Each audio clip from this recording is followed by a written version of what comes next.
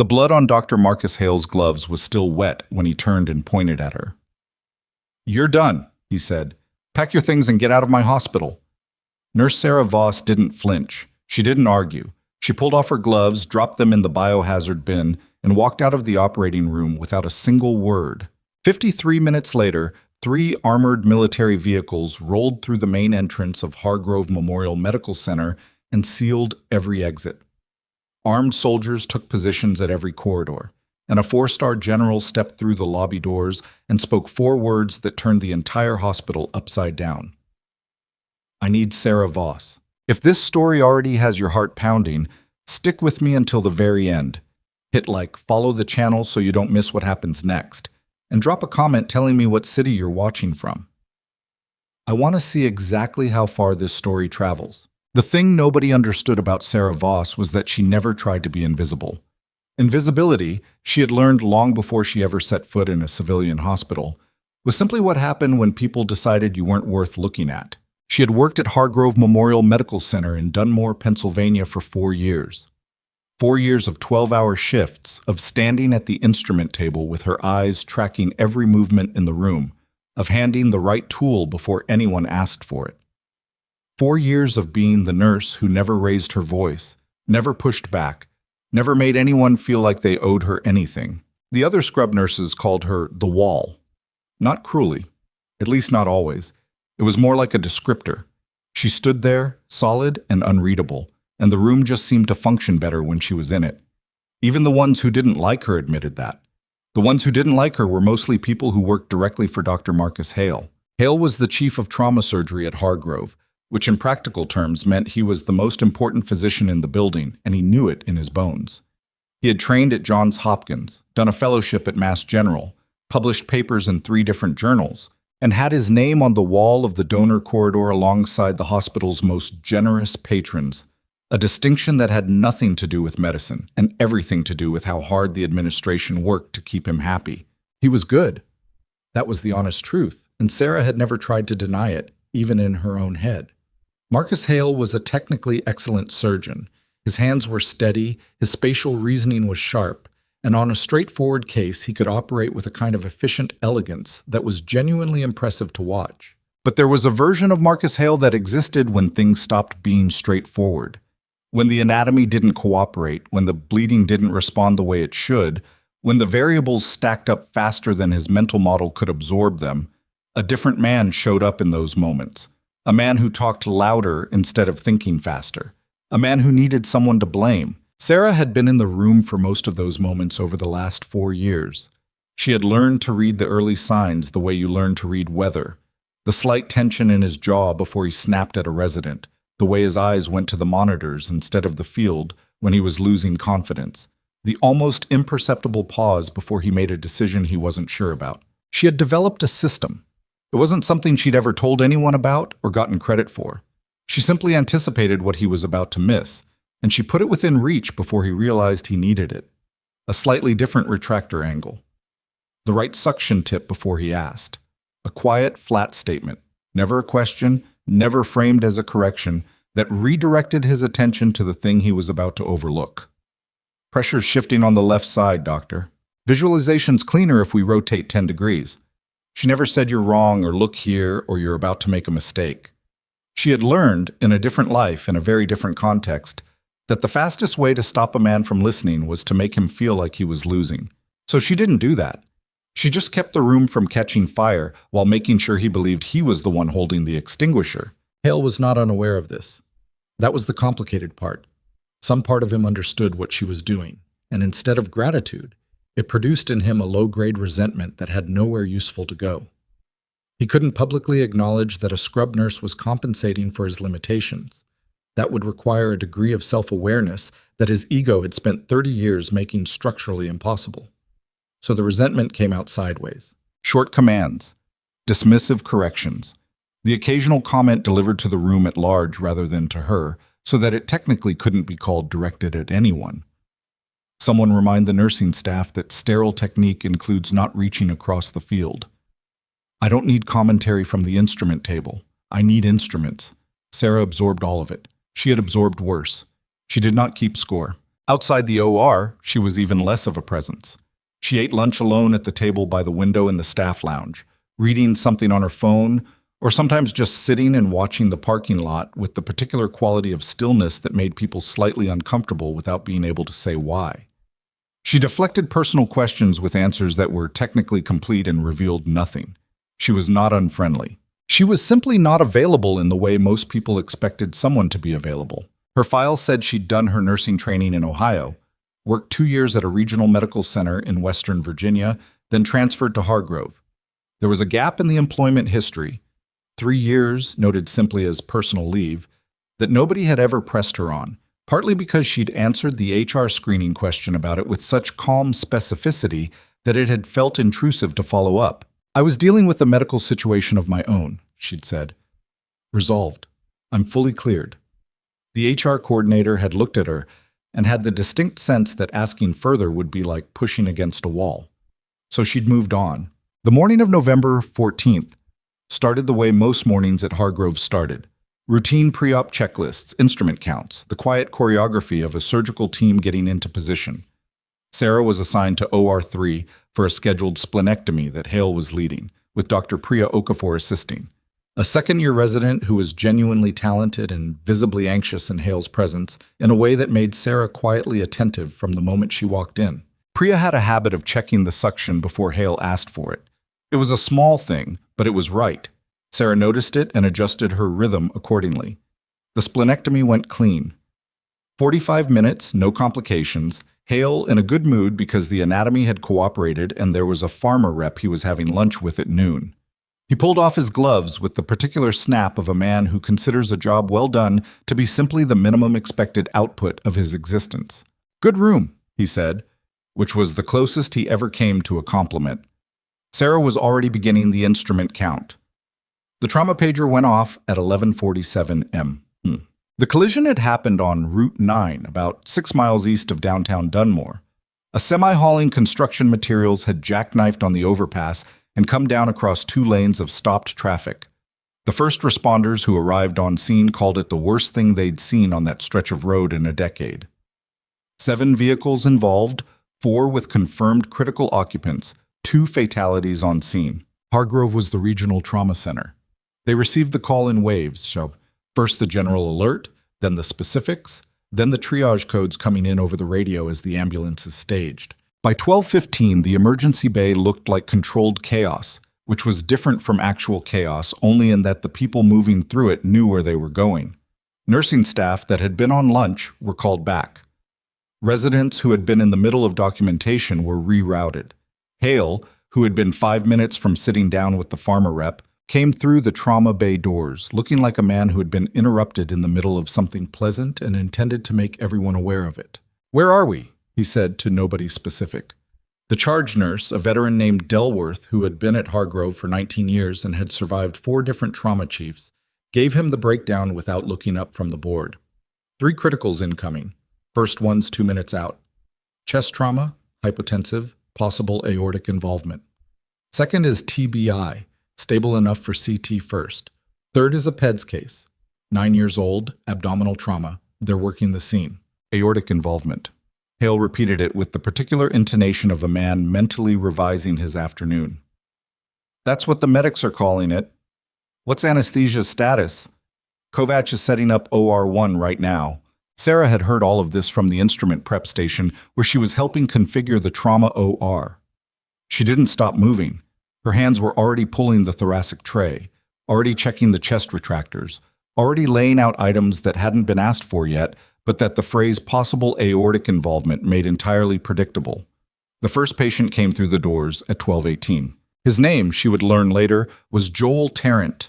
He was 23 years old, had been driving a pickup truck 2 cars behind the semi when the jackknife happened, and he had sustained a compression injury to the chest that the paramedics had been managing on scene for 11 minutes before extrication became possible. His pressure on arrival was 74/40. His respiratory rate was wrong. His skin had the particular gray-white quality that people who had seen a lot of hemorrhagic shock recognized immediately. Hale looked at him and shifted into the efficient, authoritative mode that he maintained well in the first minutes of a trauma case. Orders went out fast. 2 large-bore IVs, O-negative blood running wide open, intubation confirmed, Foley in. He was talking through the assessment with Priya at his shoulder, pointing, moving, calling things by name. Sara moved into position at the instrument table in OR1 without being told. Kovac had the patient under in 4 minutes. Hale made his incision. The first 8 minutes were controlled. The chest was open, the field was visible, and Hale was working with the kind of confident, directed motion that made it easy to forget how badly things could go. Then the field changed. It happened fast. The bleeding that had been manageable became something else, a dark, rapid well that filled the retracted space faster than the suction could clear it. Priya pressed gauze on reflex and immediately looked at Hale. Hale's hands were moving, but his movements had shifted from directed to reactive, which Sara recognized because she had seen it before, in this room and in other rooms that were nothing like this one. "Retractor," he said. It was the right call, but the angle was wrong. Sara handed it at the angle she knew he needed, not the angle he'd reflexively described. He took it without acknowledgement, repositioned. The bleeding didn't slow. She was watching the monitors. She was watching the field. She was doing the mental math that nobody in the room had articulated yet, because Hale wasn't there yet, and no one else was in a position to say it. The mechanism, the presentation, the location of the hemorrhage, the blood pressure trend since he'd come off the table and the rate at which the volume replacement was failing to compensate. She knew what this was. "Dr. Hale," her voice was flat and specific, not loud. "The bleeding pattern is consistent with a posterior mediastinal source, descending aorta."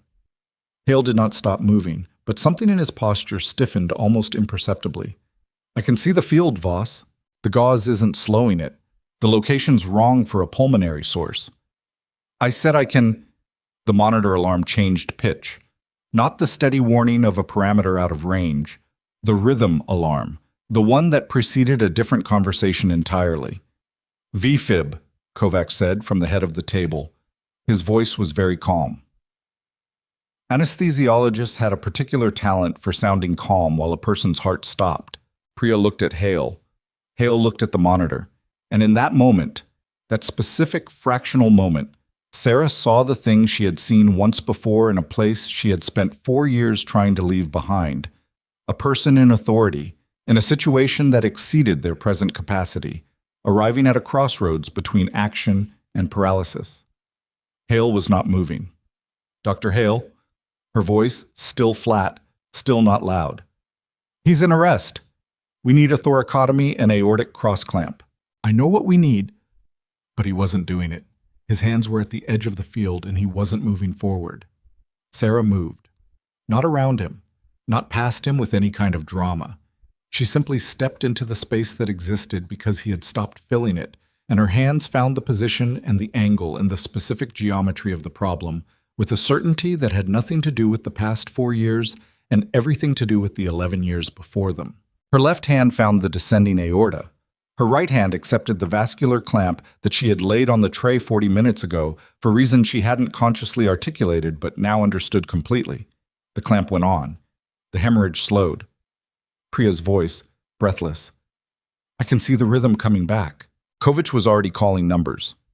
The blood pressure trace, flat and ugly on the monitor, began to reconstruct itself from nothing into something that resembled, faintly, the shape of a person who might live. The room was very quiet. Sara held position at the field while Kovac pushed medications, and Priya managed the suction, and the 3 of them, the resident, the anesthesiologist, and the nurse who was not supposed to be doing what she had just done, stabilized a 23-year-old man who had been technically dead for slightly less than 90 seconds. Hale had not moved. She became aware of him again when he spoke. "Step back." His voice was different now, lower. Something had curdled in it. She maintained position. "He needs the clamp held until his pressures—" "I said step back, Voss." The low voice had an edge in it that she recognized because it was not about the patient anymore. "Now." She looked at Kovac. Kovac gave her a small, precise nod. "I have him." And she released the clamp to Hale's waiting hand and stepped back to the instrument table. The room had the particular electric quality of a space where everyone was being careful not to make eye contact with anyone else. Hale did not look at her. He finished what needed finishing. his hands steady again now that the immediate crisis had resolved, now that someone else had resolved it for him and left him with the manageable portion. Joel Tarrant's rhythm stabilized. His pressure came up. Kovac called it in the quiet, precise way he called good news. Sinus rhythm. Pressure 82/54 and climbing. It was not until the surgical closure was underway and the immediate tension in the room had begun to metabolize into the ordinary exhaustion of a hard case that Marcus Hale pulled off his outer gloves and turned to face her. His expression was not the one she had expected. She had expected anger in the shape of professionalism, a controlled dressing down, something that could be technically defended. What she saw instead was something raw, something that had been waiting a long time for a moment of permission. "You put your hands in my field," he said. "Yes." She didn't look away from him. "You performed an unauthorized intervention on my patient. He was in arrest. I had the situation—" "You weren't moving, Dr. Hale." She said it without emphasis, without accusation, just factually. "He had no rhythm. I had a clamp in my hand." There was a beat of silence. Someone near the back of the room shifted their weight. A monitor beeped once, softly, almost apologetically. "Delworth." Hale raised his voice toward the door without looking away from Sara. "Get security up here." The charge nurse appeared in the doorway. Her expression was the careful neutral of someone who had worked at Hargrove long enough to understand that some situations were above her pay grade and below her patients. "Doctor, I want her removed from this OR and escorted to HR." He finally looked away from Sara and back to the patient, as if the matter were already resolved. "She's terminated." Nobody in the room said anything. Sara looked at Joel Tarrant's chest rising and falling with the measured rhythm of the ventilator. She looked at his blood pressure on the monitor. 91/61 now, still climbing, still building towards something that resembled stable. She looked at Marcus Hale, who was examining the closed incision with the studied attention of a man reclaiming a narrative. She pulled her gloves off the way she always did, turning them inside out in the motion she'd done 10,000 times, and dropped them in the bin by the door. She untied her gown without hurrying. She walked out of OR1 and into the scrub corridor and stood for a moment in the fluorescent quiet. Her hands were not shaking. She checked, because she always checked, and they were not. Down the hall she could hear Delworth on the phone, the low murmur of a conversation she couldn't make out, and from somewhere on the floor above her, the sound of doors opening that she could not have explained why she noticed. But she noticed. She walked to the locker room at the end of the hall, opened her locker, and began to take down the photograph she had placed on the inside of the door 4 years ago when she had started at Hargrove. They were small, and she had few of them. There was a landscape, mountains, not specific enough to identify, and a picture of a dog she no longer had, and one photograph of 3 people standing in front of a transport helicopter that she had always kept face down against the metal wall rather than outward where someone might see it. She picked up the face-down photograph. She looked at it for a moment. Then she put it in the bottom of her bag, underneath everything else, and zipped it closed. Upstairs, something was happening. She could feel it in the way the building sometimes transmitted information before anyone said a word. A change in the quality of the noise, a different weight to the air moving through the ventilation. She had felt that particular quality before, in circumstances she had spent considerable energy not thinking about. And she recognized it now the same way you recognize something you've tried to forget, completely and all at once. She sat down on the bench in front of her locker and waited. She did not know exactly what was coming, but she knew something was. And for the first time in 4 years, the thing she felt was not dread. The sound came first. Not sirens. Hargrove sat close enough to Route 9 that sirens were atmospheric background noise, the kind of thing the staff had long since filtered out the way people who live near train tracks stop hearing trains. This was different. This was the low, heavy rumble of diesel engines that didn't belong to anything in the hospital's ordinary inventory of sounds, and it moved through the building's concrete bones in a way that Sara felt in her feet before she consciously registered it. She sat on the bench in the locker room and did not move. The photograph was in her bag. The locker was empty except for a spare pair of compression socks she'd forgotten and a half-eaten granola bar she didn't want. 4 years of 12-hour shifts reduced, in the space of 11 minutes, to the contents of a bag she could carry with one hand. The rumble grew, then it stopped. Then she heard something else, The sound of the building's main entrance doing something it did not normally do at 1:30 in the afternoon on a Tuesday, which was admitting a volume of foot traffic that made the lobby's automatic doors cycle open and shut in rapid, repeated succession. She knew she should leave. HR had been called. Someone from administration would be coming down the corridor in the next few minutes with a clipboard and a scripted conversation about conduct policies and professional boundaries and the hospital's zero-tolerance position on unauthorized medical interventions. She had been in enough institutions to recognize the architecture of how these situations process themselves. And the next step in the process was someone with a lanyard and a nervous expression asking her to sign something. She should leave before that happened. She stayed. It wasn't stubbornness exactly. It was closer to the particular stillness that settles over a person when they understand that something larger than the immediate situation is in motion, and that moving would only mean missing what came next from a different location. The locker room door opened. It was Delworth. The charge nurse looked at her with an expression that had shed its earlier diplomatic neutrality and replaced it with something more complicated, a mixture of uncertainty and something that might have been, under the right light, the early stages of alarm. Sara. She didn't use last names often. You need to come with me. Has security arrived? No. Delworth paused in the doorway, holding the handle like she wasn't sure whether to come in or stay out. Nobody from security. There's something happening in the lobby. I gathered. I don't think you've gathered, Delworth said, and the flatness in her voice had an edge to it that Sara hadn't heard from her before. Come with me, please. What?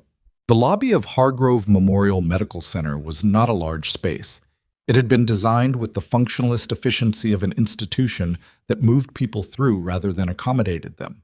A bank of chairs along the east wall, an information desk staffed by a volunteer who was typically in her 70s and brought her own tea, a pair of elevator banks, and a set of automatic glass doors that opened onto a covered ambulance bay, and beyond it, the visitor parking structure. The volunteer was not at the information desk.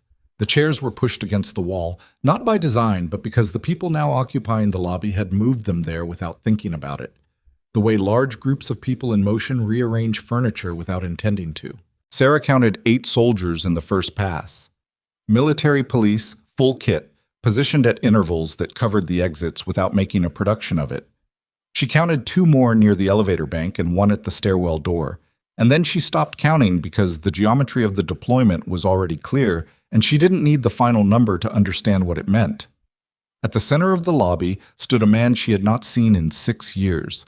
He was in his late 50s, with the build of someone who had once been physically imposing and had redistributed that into a kind of compressed authority, not wide, not tall, but dense, the way certain objects are dense, with a weight-to-size ratio that doesn't match what you expect when you look at them. 4 stars on his shoulder. Dress greens. His cover was under his arm, and he was speaking in a low voice to a man in a dark suit who was either hospital administration or government, and, from the expression on his face, was not having the afternoon he'd planned. General Raymond Ashford. Sara had not moved from the doorway at the end of the east corridor. Delworth was beside her, close enough that Sara could hear her breathing. "Do you know who that is?" Delworth asked, low. "Yes." "The man in the suit says he's asking for you by name, specifically." Delworth paused. "He's been very polite about it. The soldiers haven't said anything, but the doors are locked." "Which doors?" "All of them." Sara looked at Ashford. He was not looking at her yet. He was still talking to the man in the suit, but his posture had a quality of orientation to it, the way a person holds their body when they're aware, peripherally, of exactly where someone is in a room without needing to look directly at them. She had known him for 18 years. She recognized the posture.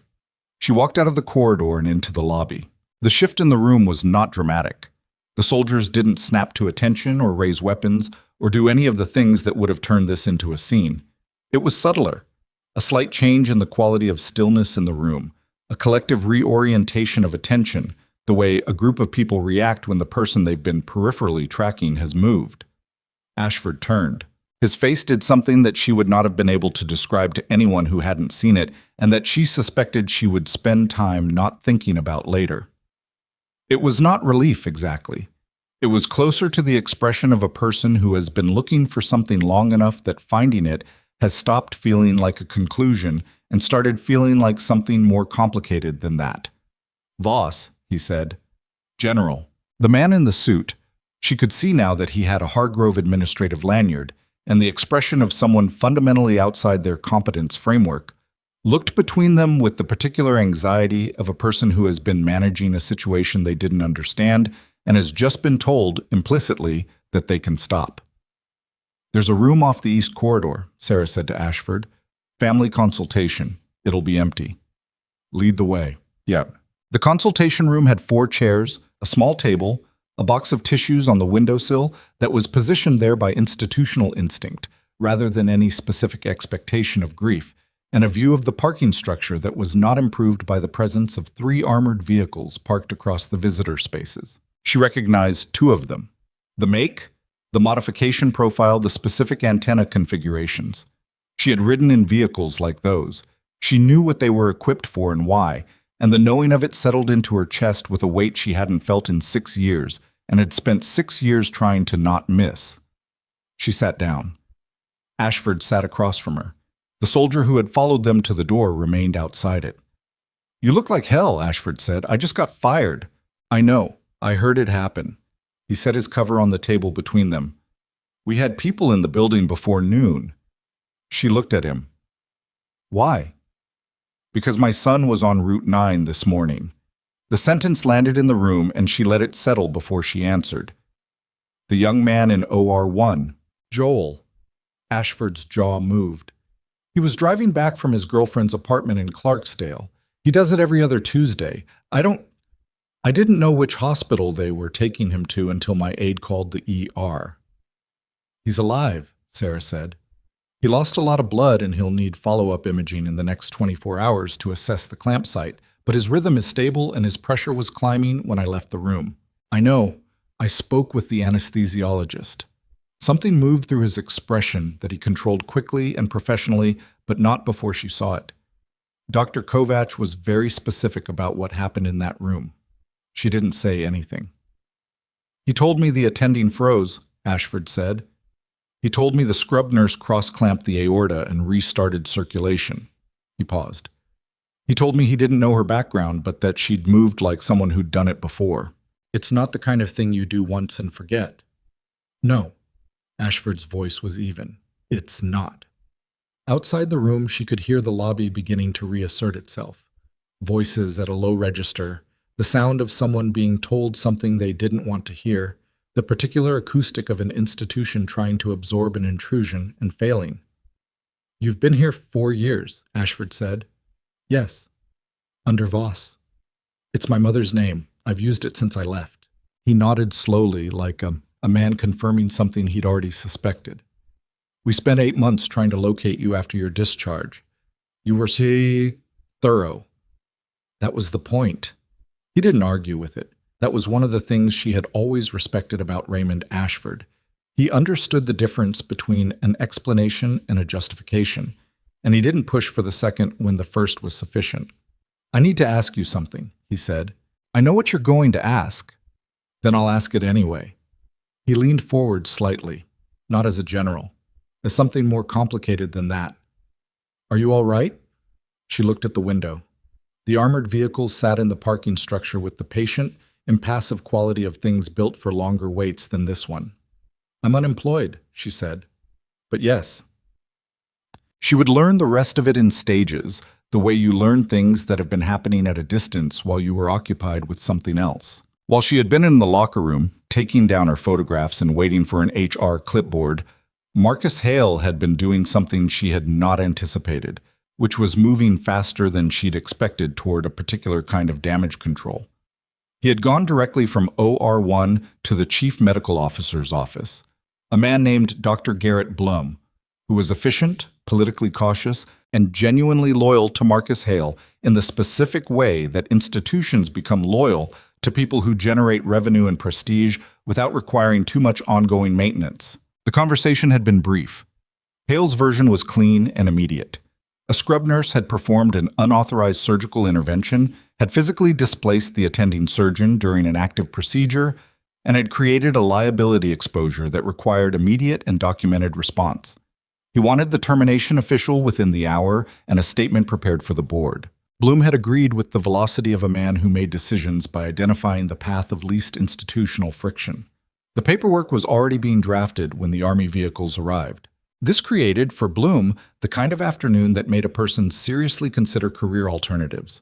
He had come down to the lobby with his lanyard and his composure and his practiced administrative authority and encountered something that none of his considerable experience had prepared him to manage, which was a 4-star general who was not asking permission for anything. "I need access to your surgical records from this morning," Ashford had told him, in the lobby, in front of 8 military police officers and a volunteer who was documenting the whole thing on her phone from behind the information desk. Specifically OR1, specifically the 1245 case. "Those records are confidential. My son is the patient." Ashford's voice had not risen. "I have his medical power of attorney in my aide's hands right now. You can verify it, or we can have a different kind of conversation about why you're obstructing a next of kin request." Bloom had verified it. The records had included, among other things, the anesthesia log, which Kovacs maintained with the meticulous specificity of a man who had been deposed before and had learned from the experience, and 2 separate nursing incident reports that had been filed during the case itself, because the OR nursing staff at Hargrove had a policy of documenting significant events in real time, and 2 of the nurses in that room had done exactly that. The reports did not say Sara Voss had performed an unauthorized intervention. They said a scrub nurse with demonstrated competence in vascular trauma management had cross-clamped the descending aorta on a patient in cardiac arrest after the attending surgeon failed to respond for a period of time documented as 17 seconds. 17 seconds. Which sounds, described in the abstract, like a brief pause. In a room with a stopped heart and active hemorrhage, 17 seconds was a different kind of unit. Sara read the reports in the consultation room while Ashford watched her. "Kovacs logged the timeline," she said. "He's precise." 17 seconds. "That's what the record says." Ashford paused. "Hale's version doesn't mention the 17 seconds. I imagine it doesn't. His version says he was in the process of repositioning when you overrode his decision-making." Sara set the papers down. She thought about Joel Tarrant's gray skin and the blood pressure trace going flat and the particular quality of stillness that had come over Marcus Hale in the moment when what the room needed was movement. "He can describe it however he wants," she said. "The patient has a heartbeat." The situation upstairs was not waiting for the consultation room conversation to conclude. Word had traveled the building the way hospital word always traveled, which was faster than it should have been and more distorted than was useful. By the time the Army vehicles had been parked for 30 minutes, a version of events existed on every floor that included, depending on who was telling it, a Special Forces soldier being treated in secret, a federal investigation into the trauma department, Sara Voss being taken into custody, Sara Voss being put in charge of something, and one variant circulating specifically among the second-floor surgical staff that a government medical team was taking over the OR. None of these were accurate, but the distortions were revealing in the way distortions always were. They mapped the anxieties of the people who generated them. Marcus Hale found out about the military records request at approximately the same time Sara was reading the anesthesia log.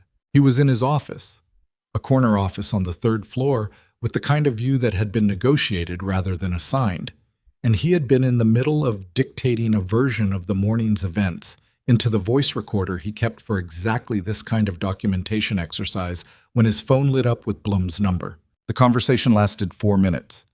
Hale did not raise his voice, which was more alarming to anyone who knew him than if he had. He ended the call, sat for a moment, and then stood up with the specific quality of stillness of a man who has just recalculated his position and found it less solid than he'd believed. He went to the window. The vehicles were visible from where he stood, parked at the angle that blocked 2 rows of visitor spots, and sat below a lamppost that someone had wrapped in orange traffic cones without being asked. He picked up his phone again and called someone who was not Bloom. He was still on that call when Priya Okafor knocked on his office door. She knocked twice, and getting no answer, opened the door anyway. Something she would not have done 2 hours ago. A small proof that something in the building's social physics had already shifted. Hale turned from the window, phone still to his ear. His expression when he saw her was not welcoming. She came in anyway.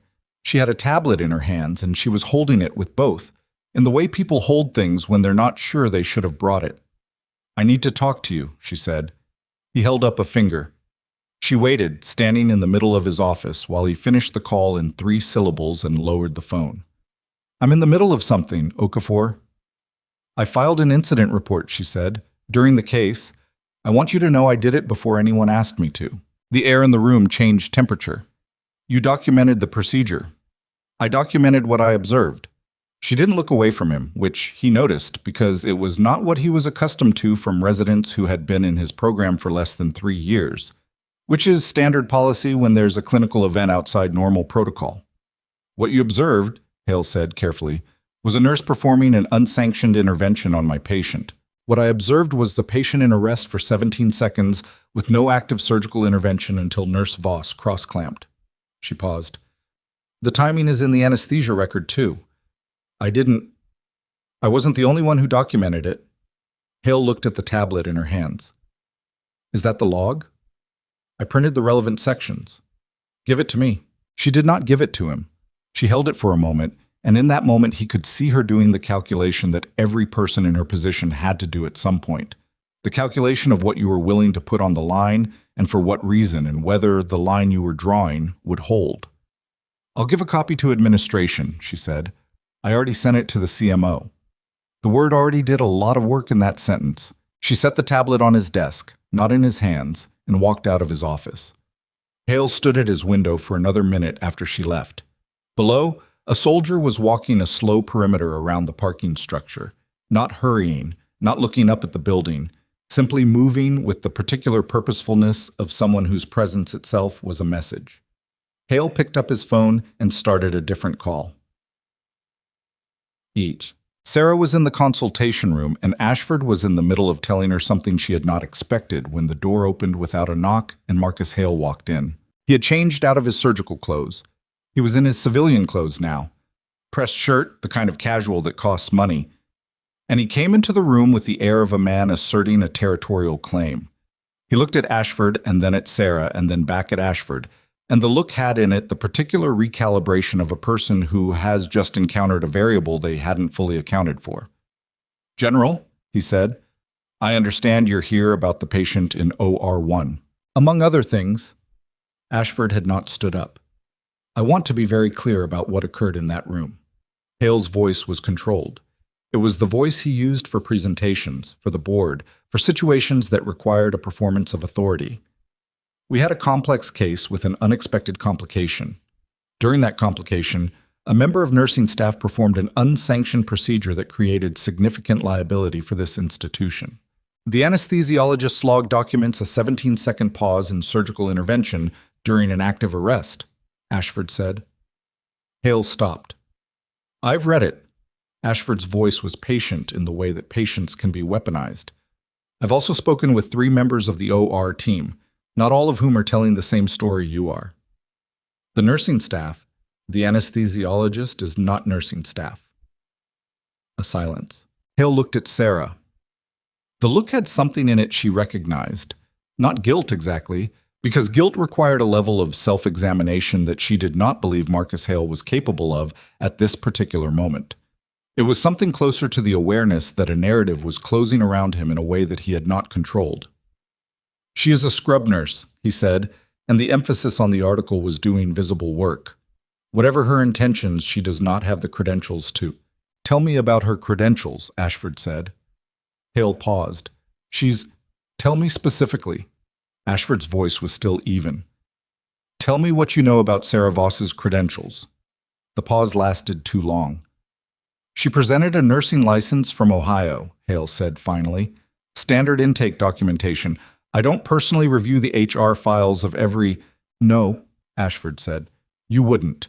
He looked at Sara, and his expression was the expression of a man who has spent a long time being careful with a particular piece of information and has decided that the careful time is over. "Do you want to tell him, or would you prefer I did?" Sara looked at Marcus Hale. She thought about 4 years of Know Your Place, nurse. 4 years of absorbing dismissals and redirecting disasters, and making sure a man who resented her competence never had to visibly acknowledge it. 4 years of invisible architecture, holding up a room that didn't know it was being held. "He can hear it from you," she said. Ashford reached into the interior pocket of his jacket and placed a folded document on the table. He did not unfold it immediately. He let it sit. "Sara Voss," he said, "served for 11 years as a United States Army combat surgical specialist, attaining the rank of captain.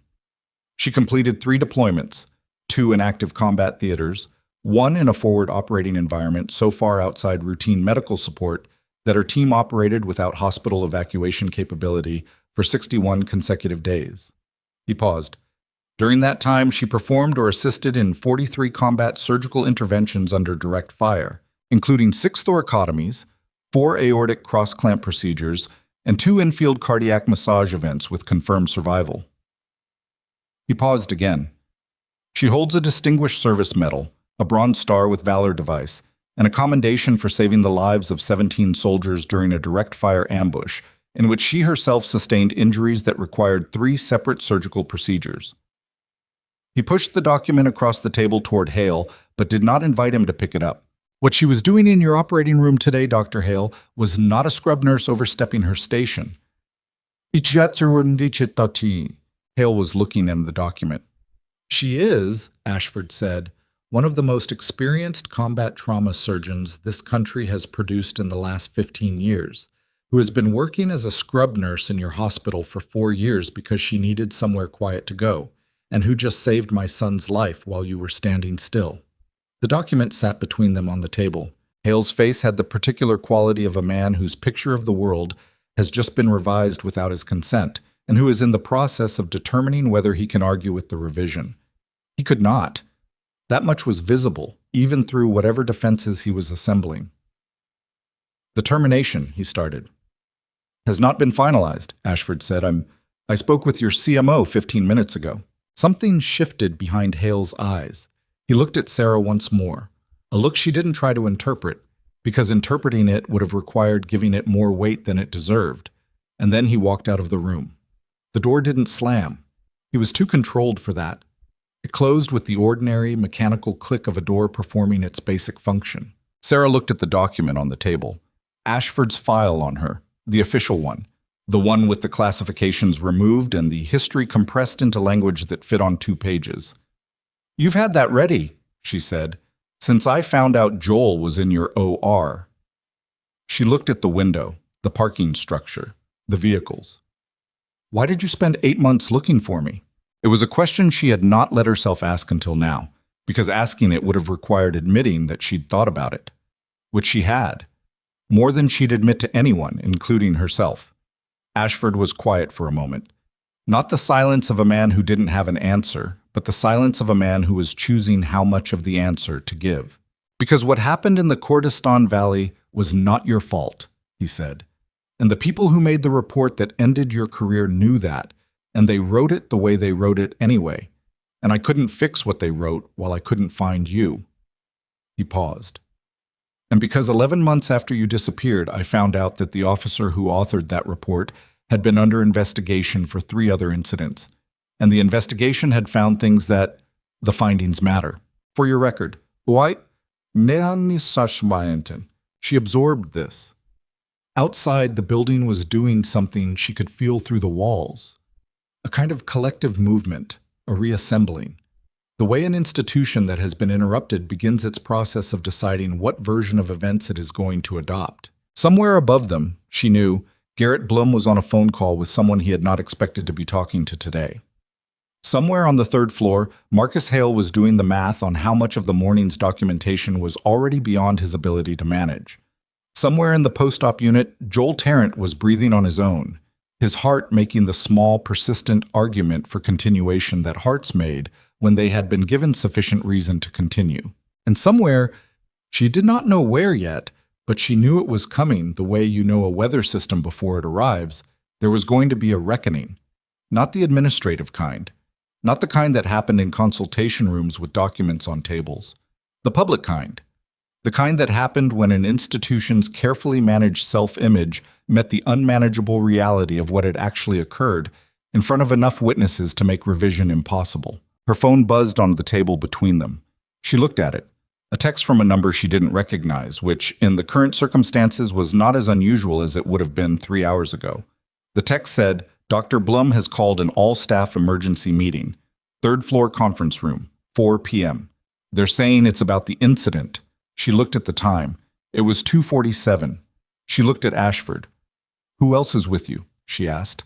My JAG officer. 2 aides. The MP detail. He paused.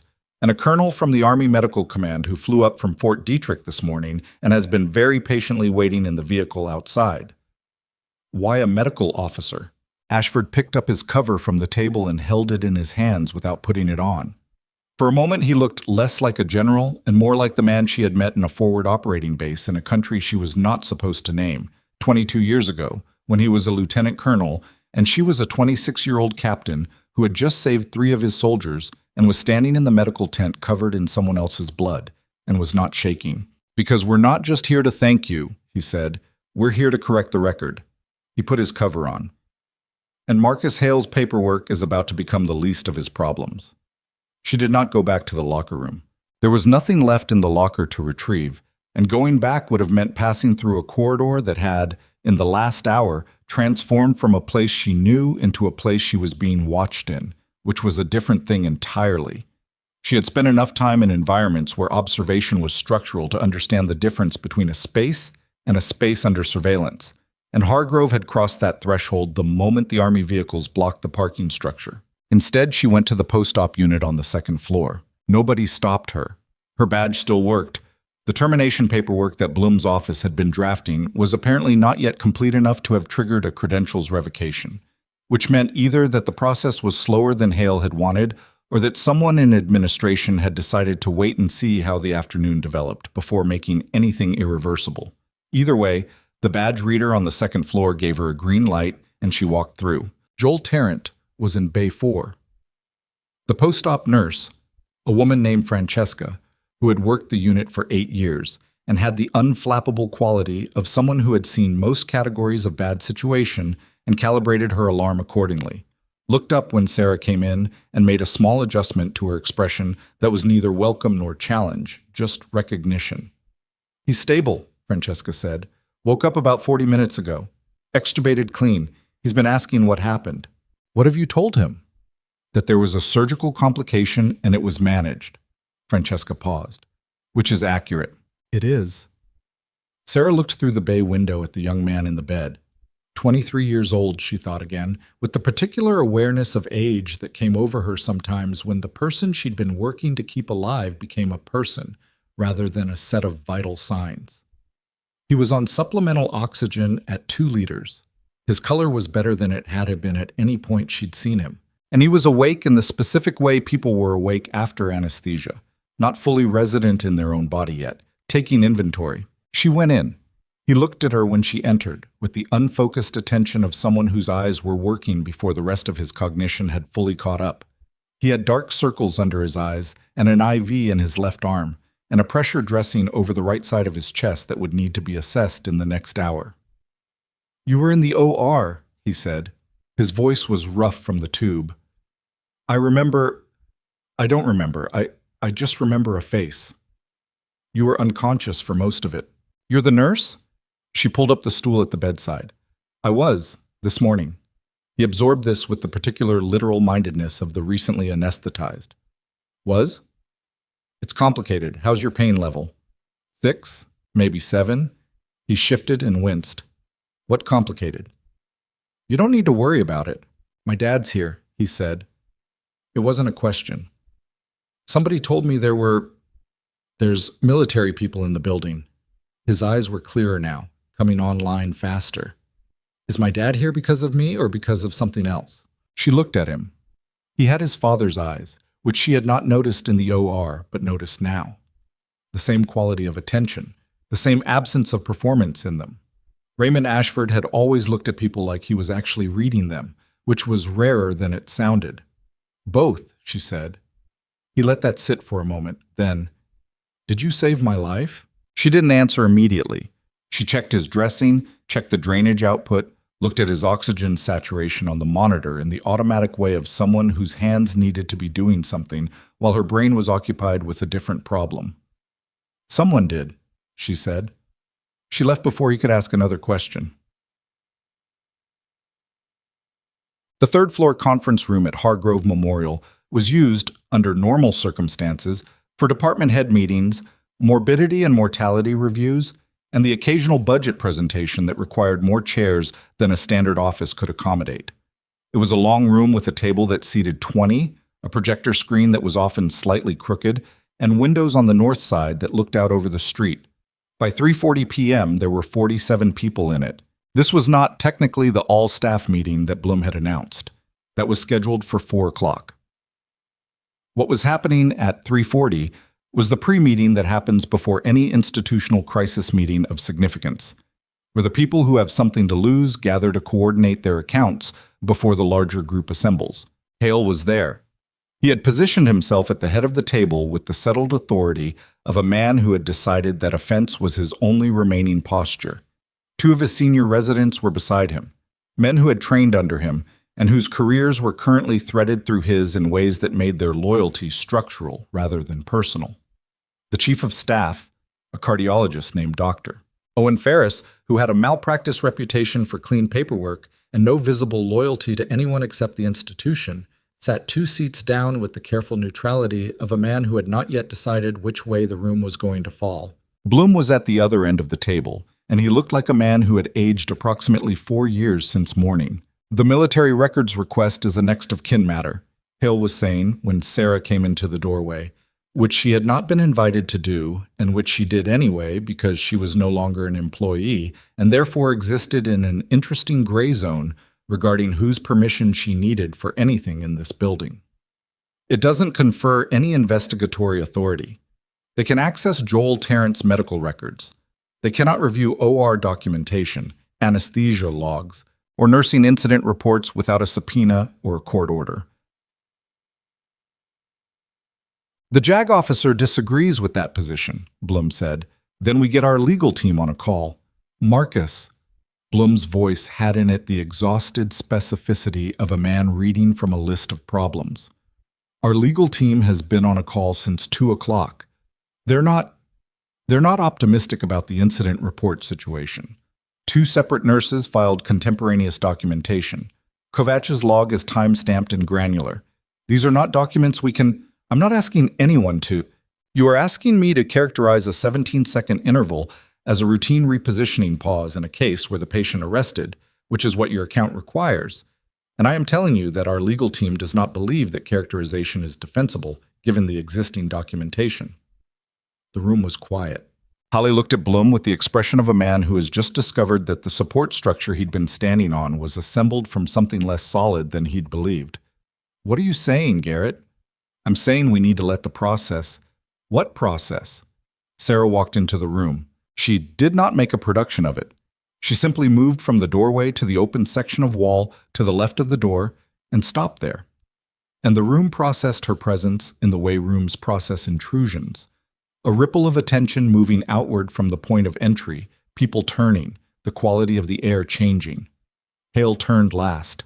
His expression cycled through several things quickly: surprise, recalculation, and then the particular hardening of a man who has decided that a problem appearing in front of him is more manageable than a problem he can't locate. "You don't belong in this room," he said. "I know." She was not aggressive about it, but I'd like to hear what process Dr. Bloom is referring to, because it affects me directly. You're terminated. Your access to this facility..." "My badge still works," she said. "So whoever was supposed to revoke it hasn't done it yet, which suggests the termination isn't finalized." She looked at Bloom. "Is it finalized, Dr. Bloom?" Bloom had the expression of a man who had spent the morning making decisions quickly and was now experiencing the specific consequence of velocity. "We've put the processing on hold pending a review of this morning's events," he said. "Pending a review," Sara repeated. "Yes." Paul stood up. "Garrett, this is exactly..." "Sit down, Marcus." Bloom's voice was not loud, but it was final in a way that Bloom's voice rarely was, which meant something had shifted in the calculus he was running. "Please." Hale did not sit down, but he stopped moving. Ferris, the chief of staff, spoke for the first time. He had a careful, measured voice, the voice of someone who produced documentation for a living and understood that every word said in a room like this was potentially a document. "Ms. Voss," he said, "is there something specific you came to this room to say, or are you here to observe?" She looked at Ferris. She had interacted with him twice in 4 years, both times briefly, both times in passing in corridors. He had not known her name until today, which she was certain of, because people who didn't know your name had a specific quality in the way they looked at you. And until approximately 2 hours ago, that quality had been consistent every time she encountered Owen Ferris. It was not present now. "I'm here because I'd like to understand what your review process looks like," she said, "because the anesthesia log, the nursing incident reports, and the 2 OR nurses who filed them are going to be part of whatever the military's JAG officer is assembling. And I think it's useful for everyone in this room to be operating with accurate information about the situation before the 4 o'clock meeting." "The military doesn't have investigatory authority here," Hales said again, but there was less certainty in it this time. "The military doesn't need investigatory authority," Sara said. "General Ashford's son is the patient. What the general is here for has nothing to do with an investigation into this hospital." She paused. "He's here for me, specifically. The investigation, if there is one, will come from your board, your legal team, and the state medical licensing authority. And it will come because the documents that already exist in your own system make a pattern that's going to be very difficult to interpret as anything other than what it is." The room was doing the thing rooms did when the ambient understanding shifted, a collective processing, visible in the quality of stillness, in the way people stopped making eye contact with the person they'd been looking at and started looking at the middle distance. Hale looked around the table. He was reading the room the way a surgeon reads a field, looking for the moment where the tissue tells you what the structure underneath is doing. What he found was not what he'd assembled this meeting to find. Ferris was neutral in a way that was no longer protecting him. Bloom was looking at the table. The 2 residents on his left were very carefully not looking at anything in particular. The nurses who had been pulled in, Delworth among them, Sara noticed now, seated near the windows, were sitting with the particular self-contained quality of people who had decided where they stood and were waiting. Hale picked up the folder that had been sitting in front of him, tapped its edge once against the table, and walked out. Nobody called him back.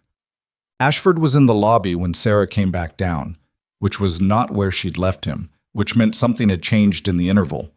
He was standing near the information desk with his JAG officer, a major named Tillis, whom Sara didn't know but recognized by posture and the specific quality of how he held documents, which was the way people held documents they expected to use, and the colonel from Fort Detrick, who turned out to be a small, precise woman named Colonel Dara Wynne, who looked at Sara with an expression that was professional and specific and not unkind.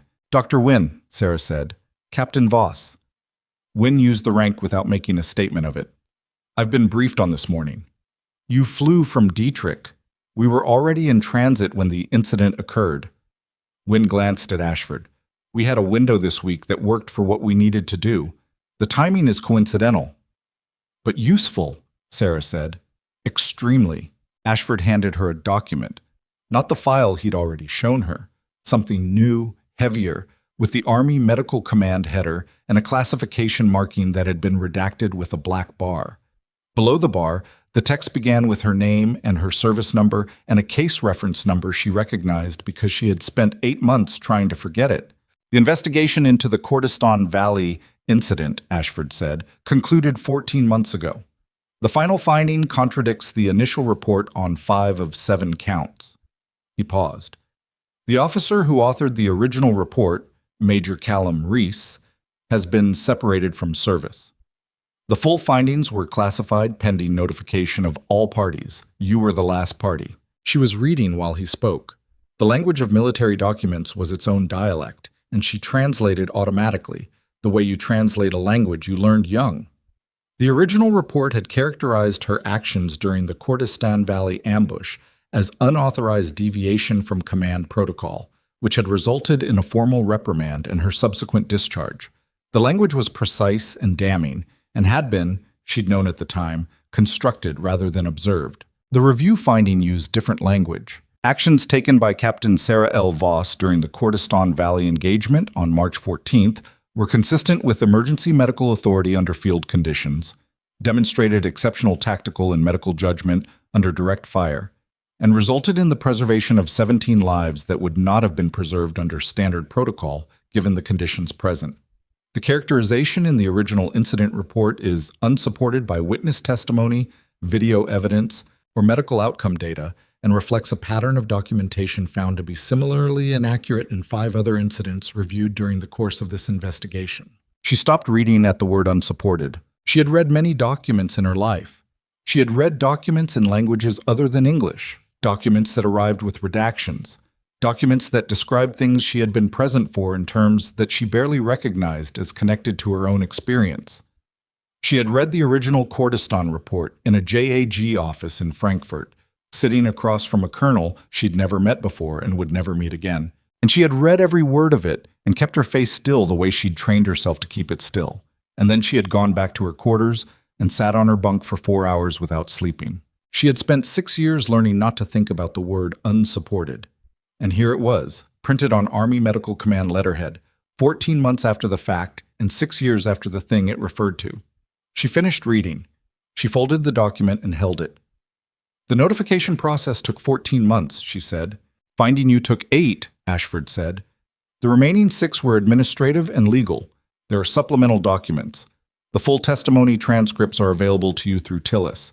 There's a formal record correction that needs your signature to process. He paused. And there's a commendation, the one that should have been issued in 2019. She looked at Wynne. This is why you were already in transit. We needed your signature on the record correction in person, Wynne said. The commendation ceremony was intended to be a private matter. Given what happened this morning, she glanced around the lobby. The circumstances have changed. The lobby of Hargrove Memorial was not empty. There were people moving through it in the specific way people move through institutional spaces when they knew something significant was happening but hadn't been told what, with the slightly elevated velocity and the peripheral attention of people trying to absorb information through proximity. 3 nurses from the second floor had found reasons to be near the elevator bank. A group of residents was making slow progress through the lobby toward the exit at a speed that had nothing to do with urgency. Delworth was standing near the information desk, doing nothing in particular with a notepad that she hadn't written anything in. The 4 o'clock meeting, Sara said. I'd like to be present for it, Ashford said, if the hospital administration is willing. I think, Sara said, that Dr. Blum would find it very difficult to say no to you. That's been my experience. At 3:58 p.m., Garrett Blum stood at the head of the 3rd floor conference room and looked at the 63 people assembled there, a number that exceeded any reasonable definition of all staff for a meeting of this type, and had the specific expression of a man who had prepared remarks for a much simpler version of the next 30 minutes. The room was fuller than it should have been. Word had moved through Hargrove the way word moved through contained environments, not all at once, but in the specific way water moved through a sponge, finding every available space, arriving everywhere eventually. People who had no clinical reason to be at a trauma department administrative meeting had found administrative reasons. The OR nurses who had filed incident reports were in the front row. Priya Okafor was near the window. Kovic had come up from anesthesia and was standing against the back wall with his arms crossed, and the careful expression of a man who had already said everything he intended to say in documentary form and was now content to observe. Marcus Hale was not in the room. This fact had registered in the collective awareness of the assembled staff before Bloom opened his mouth, and it had the effect of changing the expectation of the meeting before the meeting began. Bloom opened his mouth. I want to thank everyone for coming on short notice, he started, with the practiced cadence of a man who had given institutional addresses before and knew the rhythm of them. This morning, Hargrove Memorial responded to a mass casualty event with the professionalism and dedication that the door at the back of the room opened. General Raymond Ashford walked in first, in full dress, his cover under his arm. Major Tillis followed. Colonel Wynne. And then, behind them, Sara Voss, in the same clothes she'd been wearing all day. The scrub top she'd changed into after the OR, the plain dark pants, the badge that was still somehow active clipped to her pocket. The 63 people in the room turned. Bloom stopped mid-sentence with the physical quality of a man whose script had just been replaced with a different script in a language he was reading for the first time. Ashford did not go to the front of the room. He took a position near the door and looked at Bloom with the patient expression of a man who had attended many meetings and understood that the person at the front of the room retained the floor until it was indicated otherwise. "Please," Ashford said. "Continue." Bloom looked at him. He looked at Sara. He looked at the room. He put down his prepared remarks. "I'll speak plainly," he said, and the shift in register was audible. The institutional cadence dropped away, and what was left was closer to a man's actual voice. "This morning, we had an incident in OR1 during a trauma case. A patient arrested. There was a gap in surgical intervention, the duration of which is documented in the anesthesia record, and during that gap, a member of nursing staff performed a cross-clamp procedure that restored circulation." He paused. "The patient survived. He's on the second floor right now with a stable rhythm and improving vitals." The room was very quiet. There were 2 incident reports filed contemporaneously by nursing staff. There is an anesthesia log. These are the records that exist, and this hospital is not going to characterize them as anything other than what they are. Another pause. "The nurse in question was terminated this morning by the trauma chief.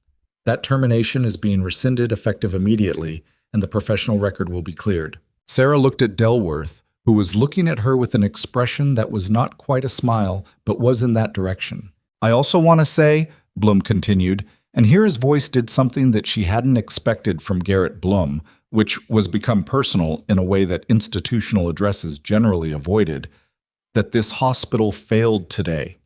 Not in the OR.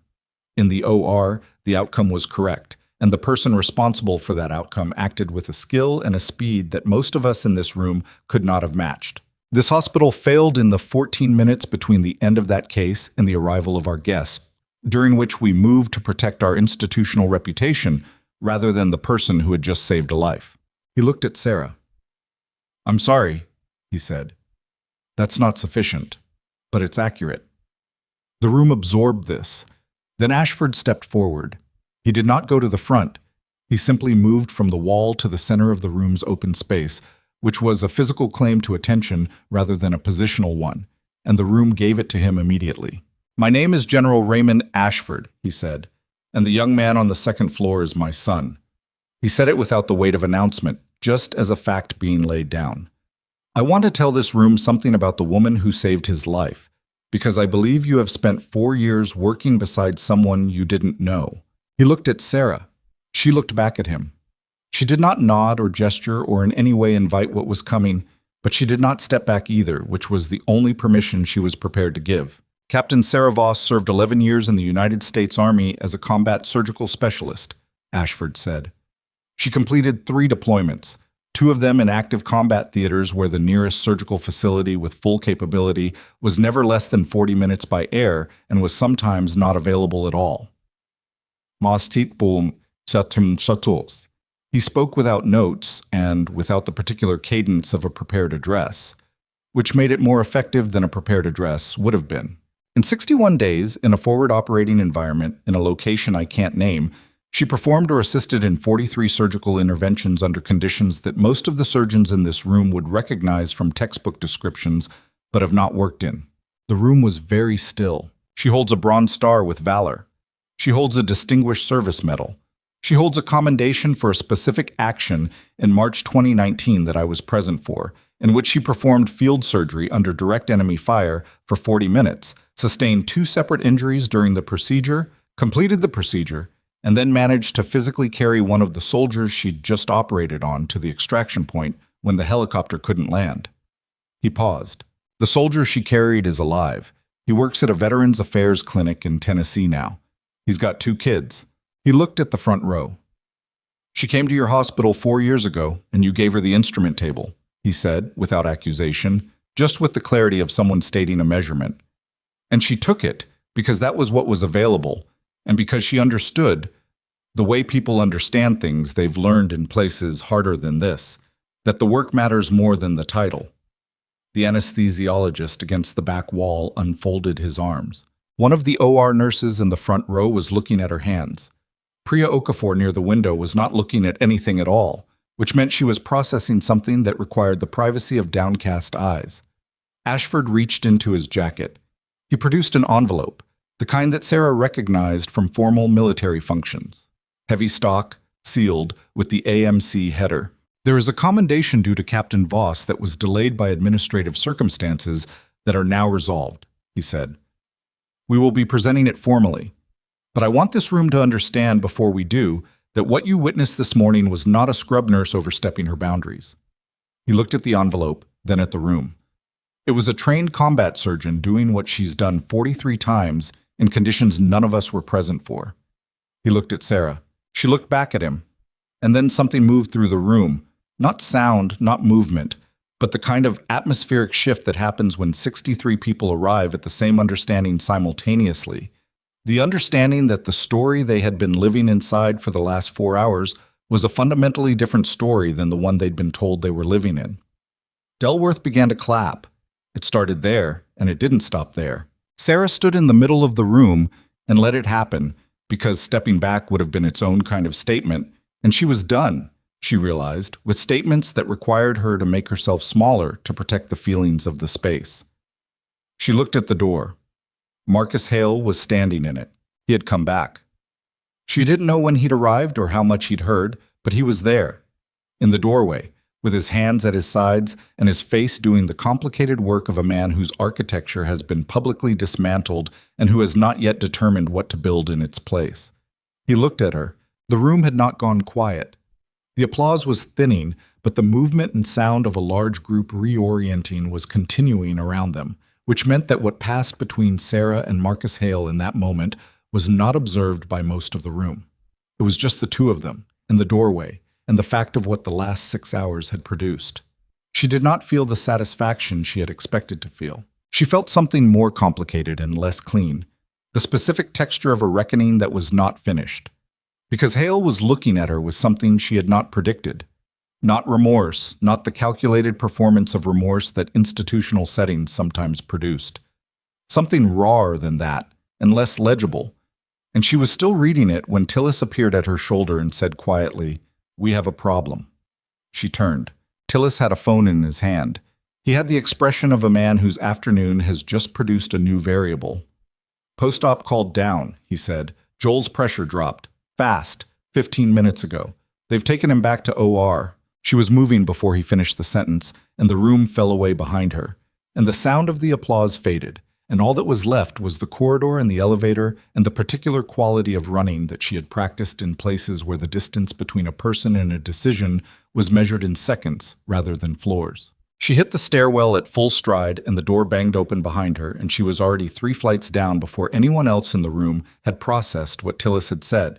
And somewhere below her, in an operating room that she no longer had privileges in, a 23-year-old man with his father's eyes was running out of time in a way that had not finished being her problem. The stairwell door hit the wall on the ground floor, and she was already through it before it bounced back. Post-op was on the 2nd floor. OR suites were on the 3rd. She reversed direction at the landing and took the next flight up at the same pace, her hand skimming the rail for directional reference rather than support, her mind running the differential before her feet had covered the distance. Pressure drop in a post-aortic cross-clamp patient, 15 minutes post-extubation, in a young male with no prior cardiac history and a compression chest injury. The list of causes was not long. None of them were good. The shortest path between her and the answer was the OR door, and she hit the 3rd-floor landing and pushed through into the surgical corridor without slowing. Francesca was outside OR 2, in the hall, with the expression of someone who had called the code and was now managing the peripheral consequence of having done so. She saw Sara coming and spoke before Sara reached her. "Post-clamp hemorrhage, we think." His pressure started dropping at 347, gradual at first, then fast. Rhythm held, but his output fell off the edge. She fell into step beside Sara without being asked. Kovac took him back himself. He's got Okafor in there. Who's primary? That's the problem. Francesca's voice was flat. Hale was paged. He hasn't responded. Sara stopped at the scrub sink. The motion was automatic. She was already running water. already reaching for the brush before she'd consciously decided to do it. Who else? Garrett pulled Dr. Sable from vascular. She's 20 minutes out, stuck in the parking structure. The vehicles are blocking the secondary exit. Francesca paused. Kovac is managing pharmacologically, but he's running out of runway. 20 minutes. A pharmacological bridge on a post-cross-clamp hemorrhage with a falling pressure and no surgical hands in the room was not 20 minutes of runway. It was a diminishing reserve that would reach its floor on its own schedule, without consulting anyone's ETA. Sara looked at Francesca. Where's Bloom? On his way down from the 3rd floor. Get him here now. I need authorization to scrub. You don't have... I know what I don't have. Get him here. She didn't say it unkindly. She said it the way she said things when the variable that mattered was time. And get me a gown. Francesca went. Sara finished the scrub without watching the clock, because watching the clock was a habit she had broken in a forward operating environment where the clock was the enemy, and the only useful unit of measurement was what was happening in front of you right now. The OR door swung open and Kovac looked out. He had his mask pulled down and the expression of a man managing multiple failing systems simultaneously and finding none of them cooperative. Tell me you're scrubbing, he said, working on it. His MAP is 51. I've pushed 2 units and started a 3rd. He's got a clamp site bleed. I can see it on the sono I ran at the bedside. There's free fluid accumulating at the inferior margin of the initial repair site. Clamp slipped or the vessel wall gave. Can't tell from outside, but it's moving. He meant the fluid. Moving meant accumulating. Sara, I do not have 20 minutes. I know. She looked down the corridor. No Bloom, no Sable. Get the room ready. It's ready. Then go back in there. He went back in. She finished the scrub, took the gown that Francesca materialized with in the next 40 seconds, and was tying the 2nd knot when she heard footsteps behind her that were not Francesca's. She turned. Bloom was there. He looked like a man who had been running, which for Garrett Bloom was physically unusual enough that it changed his face slightly. Behind him was one of the administrative staff, a young woman with a tablet, and behind her was Tillis, the JAG officer, whose presence Sara processed and set aside. Sable is 20 minutes out, Bloom said. I heard. His pressure. I know his pressure, Dr. Bloom. She held his gaze. I need authorization to enter that OR in a surgical capacity. I need it documented, and I need it now. Bloom looked at the gowned and gloved woman in front of him and the OR door behind her, and the tablet in his administrator's hands, and made the calculation that his morning had been training him toward with the patient, comprehensive specificity of a series of disasters arriving in sequence. You're authorized, he said. Francesca, document it, time-stamped. Documenting, Francesca said, from somewhere to Sara's left. Sara pushed through the OR door. The room had the specific quality of a space managing a crisis with insufficient resources. Not panic, because Kovac didn't panic and Okafor was past the point where panic was useful, but the concentrated, pressurized quality of people doing more than they were designed to do and knowing it. Priya Okafor looked up when Sara came in. Her eyes above the mask did something that was relief and something else layered beneath it. The particular expression of a person in a difficult situation who has just seen the most useful person they know walk through the door, complicated by the fact that the last time they'd been in an OR together, everything had gone sideways. Tell me, Sara said, moving to the table. Priya gave it to her fast and clean, the way she'd been trained, relevant history only, no redundancy. Clamp site. Inferior margin. Sono shows free fluid in the left chest, accumulating. MAP was 51 when Kovac last checked. We're running ahead of the loss, but the rate's increasing. I've got the field prepped, and I can hold retraction. Instrument status? Vascular trays open. I didn't know what you'd need at the clamp site, so I pulled both the fine and standard. Good call. Sara looked at the field. The initial closure from this morning had been intact when Joel went to post-op. She knew that because she'd been the one who'd assessed it at his bedside, and the dressing had been clean and the drainage output had been within range. Whatever had changed in the last hour had changed from inside at the repair site, which meant the vessel wall, the tissue at the clamp margin, or the suture line itself. She needed to see it. Kovac, she said. Here, his voice from the head of the table steady. I'm going to open the closure. When I do, we're going to get a pressure shift. Be ready with volume. Ready now. Priya. Sara picked up the instrument that Priya had already laid at the optimal position without being instructed.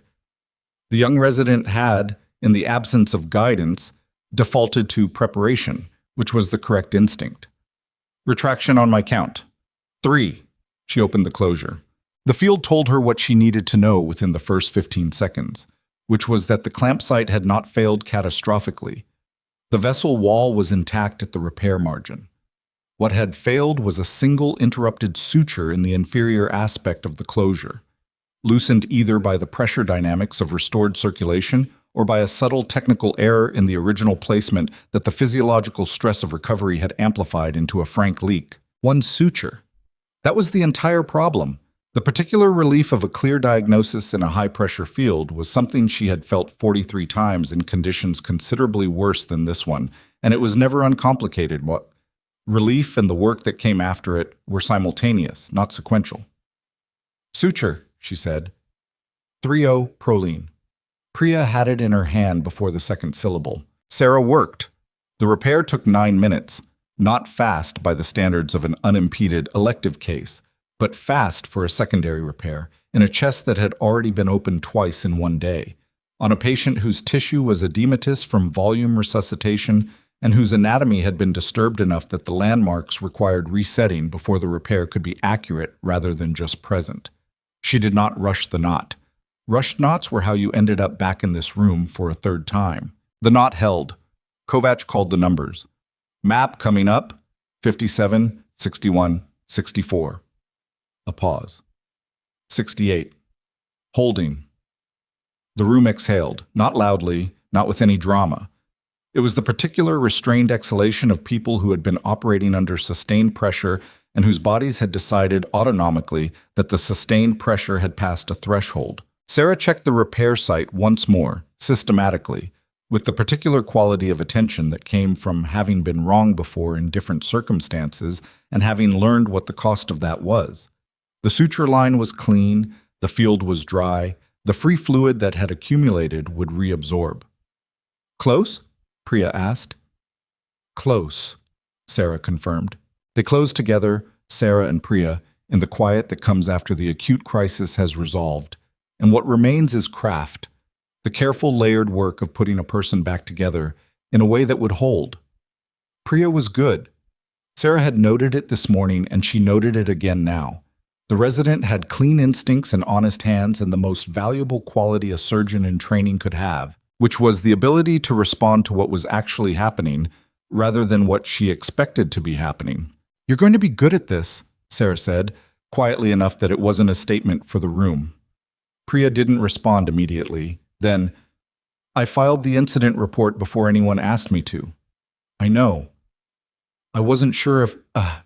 She stopped, started again. I wasn't sure if it was the right thing or just the thing that was going to blow up my residency. And I filed it anyway. A pause. It still might blow up my residency. It won't, Sara said. She said it with the flat certainty of someone making a factual statement rather than an encouraging one. Not after today. They finished the closure. Joel Tarrant's pressure was 79/52 when Sara stepped back from the table, which was not where they wanted it to ultimately be, but was a number that had a trajectory, and trajectories were manageable. Kovac would watch him through the night. Francesca would be on post-op.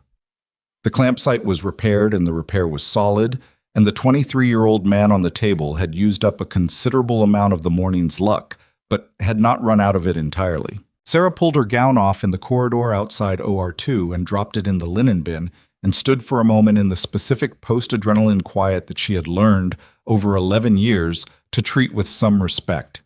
It was not a good idea to immediately move from this state into the next situation. It was also not always possible to avoid doing so. She gave herself 30 seconds. On the 28th second, Blum came around the corner. He had the look of a man who had been standing outside an OR door and had just had the question he'd been dreading resolved in the direction he'd hoped for. He's stable, Sara said, before Blum could ask. I was told. He stopped in front of her. He was carrying something, a folder, which he held with both hands in a way that suggested it had weight beyond its physical contents. Secondary repair? Suture failure at the inferior margin. Single interrupted.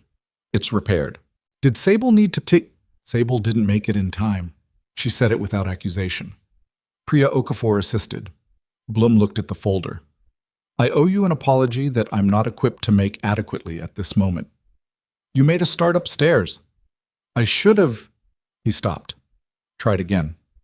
When Marcus came to my office this morning, I should have asked more questions before I agreed to move at his pace. It was, she reflected, probably as honest a thing as Garrett Blum was capable of saying in a professional context, which meant it cost him something. She acknowledged it accordingly. What's in the folder? She asked. He handed it to her. She opened it. Inside were 3 documents. The first was a formal letter on Hargrove Memorial letterhead, signed by Blum, reinstating her with full privileges and clearing her professional record. The second was a report summary she didn't recognize. Not a hospital document, something from an external source, with a header from the Pennsylvania State Board of Medicine. That came in at 3:15, Blum said, before the 4 o'clock meeting, before General Ashford's address. He said the last 2 words with the specific weight of a man who understood that an event had occurred in his conference room that would be discussed for some time. It's a preliminary inquiry notice. Into Marcus. She read the summary. It was brief. Preliminary inquiries always were, because they were not findings, just the formal acknowledgement that a complaint had been received and the process was opening. But the nature of the complaint, compressed into the anodyne language of regulatory documentation, was clear. Unauthorized characterization of patient outcome, failure to disclose surgical event to supervising authority, pattern of conduct. Pattern.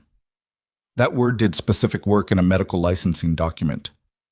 This is from the board, she said, not from the hospital. No.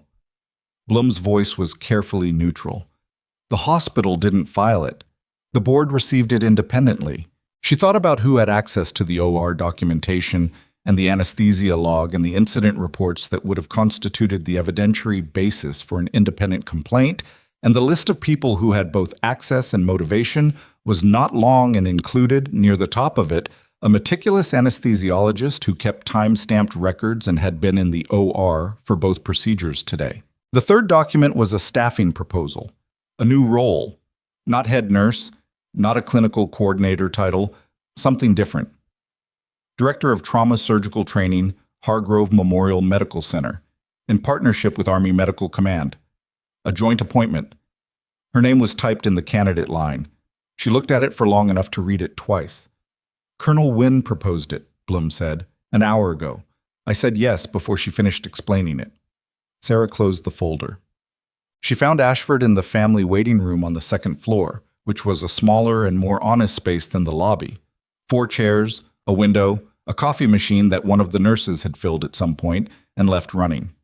He was sitting in one of the chairs with his cover in his hands, turning it slowly by the brim the way people handle objects when they're not thinking about the object. And he looked up when she came in with the particular alertness of a man who had been waiting with more difficulty than he intended to show. Stable, she said. Suture failure at the repair site.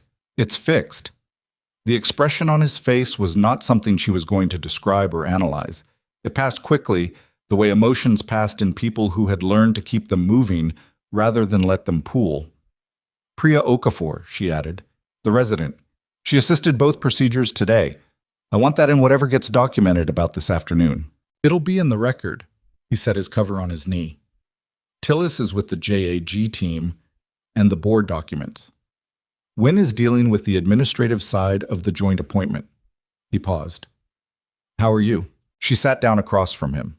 The chair was the specific variety of institutional chair that was designed to be inoffensive rather than comfortable, and she settled into it with the weight of someone who had been on their feet since before 7 in the morning and had run up 2 flights of stairs twice in the last hour.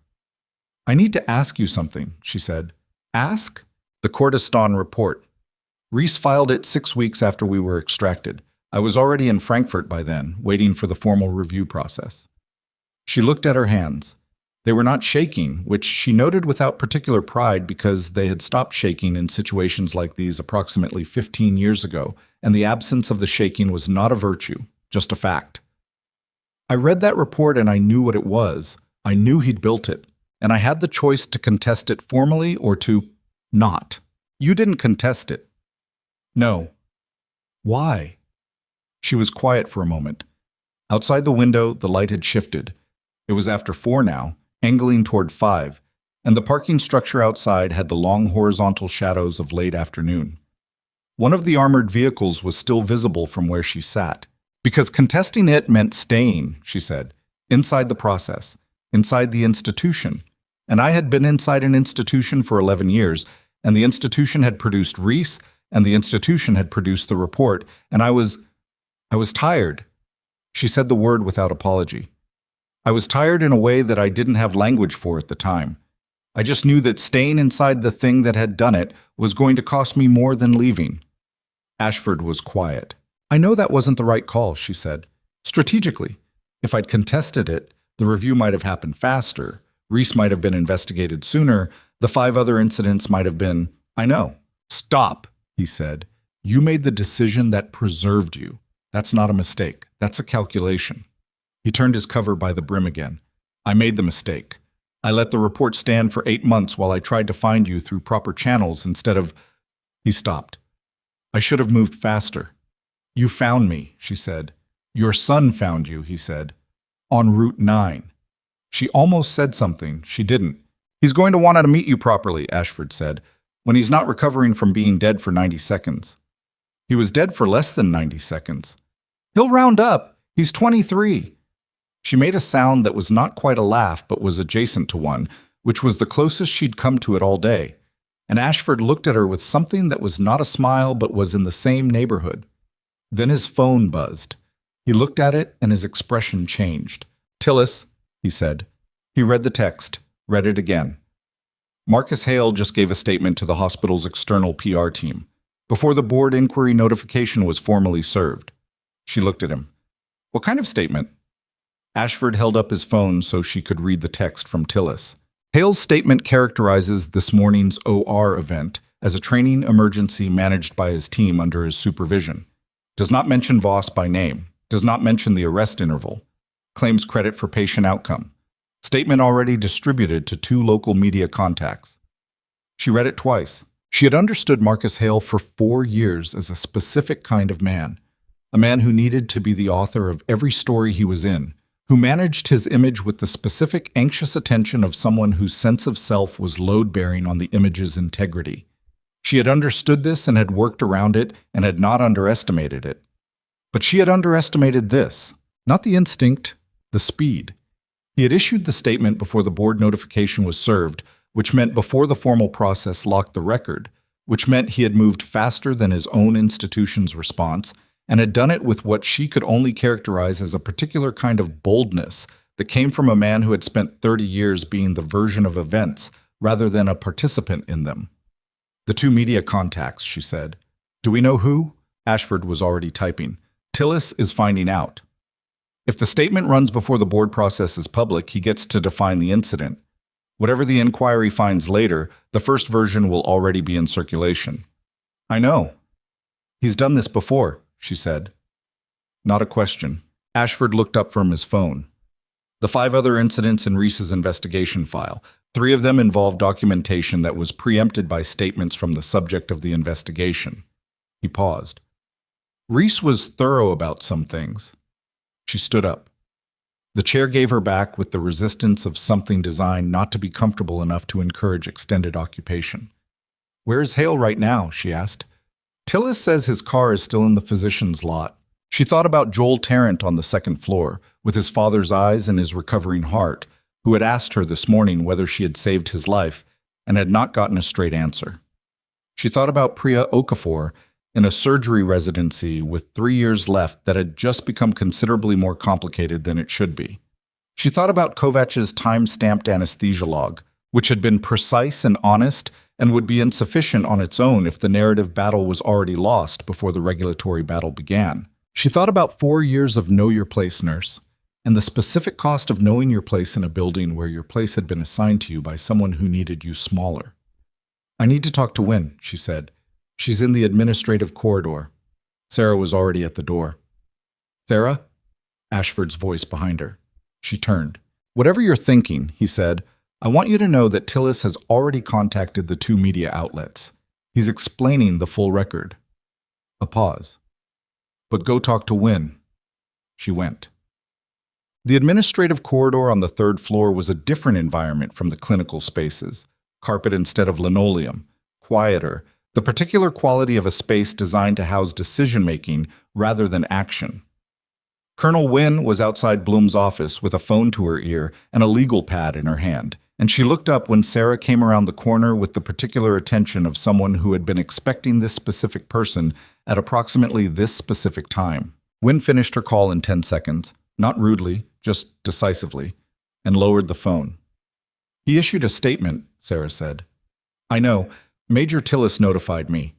Wynne's voice was even. The outlets he contacted are both regional. We've reached them. One has agreed to hold pending verification. The other is less cooperative. What does the less cooperative one have? The statement and a photo Hale's assistant sent them of Hale in surgical attire. No specifics about the case, just the general framing. Wynne paused. It's enough to run with if they want to. Sara looked at the legal pad. Wynne had been taking notes in the specific shorthand of someone who was building a document. What are you working on? The joint appointment proposal formal language. Wynne looked at her directly. And a press release from Army Medical Command regarding the commendation and Captain Voss's service record, which I was preparing to release regardless of today's events, but which has become more immediately relevant. She paused. If AMC releases first, with the full record, the Hale statement becomes context rather than narrative. Sara processed this. It was the right tactical move. Not confrontational, not a counterattack in the terms Hale would recognize, just the introduction of a larger and more accurate story into the same information space that the smaller and inaccurate one was trying to occupy. Hale's statement existed in a vacuum where the listener didn't know who Sara Voss was. Wynne's release removed the vacuum. How long to finalize the release? She asked. It's finalized. I need your authorization to distribute. Wynne held out the legal pad. The release was drafted on the back 3 pages. Tight, specific, accurate, with the AMC header and the commendation details and the service record summary that Ashford had read aloud in the conference room formalized into distributable language. Sara read it. She had been, in her professional life, on the receiving end of institutional documents of many kinds. Performance evaluations that were fair and some that weren't. The Kurdistan report. Discharge papers. The nursing license applications in 2 states. The HR intake form at Hargrove 4 years ago that had a 3-year gap in it that nobody had pressed her on. This was a different kind of document. This was the kind that arrived after the long bad weather and said, here is what actually happened, on the record, where it will remain. She authorized it. Wynne made a note, reached into her jacket for a phone that was different from the one she'd been using, and made a call that lasted 45 seconds. The release went out at 4:47 p.m. The less cooperative media outlet received it at 4:49, along with a call from Tillis that Sara could infer from the way Wynne's expression changed when her phone buzzed 2 minutes later. They're pulling the Hale statement, Wynne said, pending independent verification of the record. Pending verification of the record was a phrase that meant the record had now been complicated enough that running the original story was a liability rather than a feature. Sara stood in the administrative corridor and thought about Marcus Hale in the physician's lot, in his car, with his phone, reading news alerts in the specific way people read news alerts when they are the subject of them and have recently made a decision they cannot reverse. She felt something she hadn't expected to feel, which was not triumph and not satisfaction, and not the clean resolution that stories about people like Marcus Hale usually arrived at in the versions people told afterward. What she felt was tired, the real kind, not the kind that sleep fixed. And beneath the tired, something else, something that had been present since Ashford had put that document on the table in the consultation room and that she hadn't yet found the right container for. The Kurdistan review. The 5 counts. The 14 months. The soldiers who had testified, which meant there had been people who remembered and who had, at some point in the last few years, been asked to say what they remembered and had said it. She had spent 6 years believing she was the only person who knew what that ambush had actually looked like, that the record was the record, and the record was Reese's version, And that version was what existed. It had not, it turned out, been what existed. It had just been what was filed. Her phone buzzed. She looked at it. A number she didn't recognize, different from the earlier unknown number, different area code. She answered. Captain Voss? A man's voice, unfamiliar. Who is this? My name is David Tarrant. A pause. I'm Joel's older brother. I'm in the parking structure outside your hospital. Another pause. I've been out here for 2 hours because I didn't know if I was allowed in. His voice had the specific unsteadiness of someone who had been keeping it together for most of a day and was now at the edge of that effort. Someone told me you're the one who... I just needed to... He stopped. She waited. He called me, David Tarrant said, from post-op, before they took him back in. He was still kind of out of it, but he called me and said there was a nurse and she didn't let him go. His voice did the thing voices did when the emotion in them could not be fully managed anymore. I've been sitting in my car for 2 hours, and I needed to say thank you to someone. Sara leaned against the wall of the administrative corridor and looked at the carpet and the door to Bloom's office, and the legal pad on the small table where Wynne had been taking notes, and the window at the end of the hall where the light had gone the specific amber color of a late afternoon in November that was almost done. He's going to be all right, she said. I know, they told me, He stopped again. Is he really going to be all right? Yes, she said.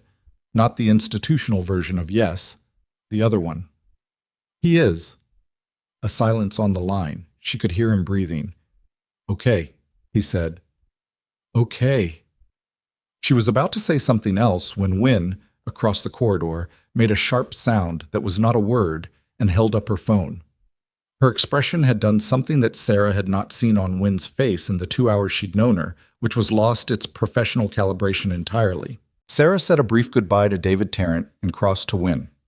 Wynne turned the phone so Sara could read the screen. It was a text from Tillis. 2 sentences. Hale just presented himself to hospital security. He's requesting that the military police escort him off the premises personally. He says he won't leave with hospital security present. She read it twice. Wynne was watching her. He's surrendering the building, Sara said slowly, on his own terms, choosing the exit. That's one reading. What's the other? Wynne looked at the phone, then at Sara. Her expression had its professional calibration back, mostly, but there was something working underneath it that Sara couldn't fully identify.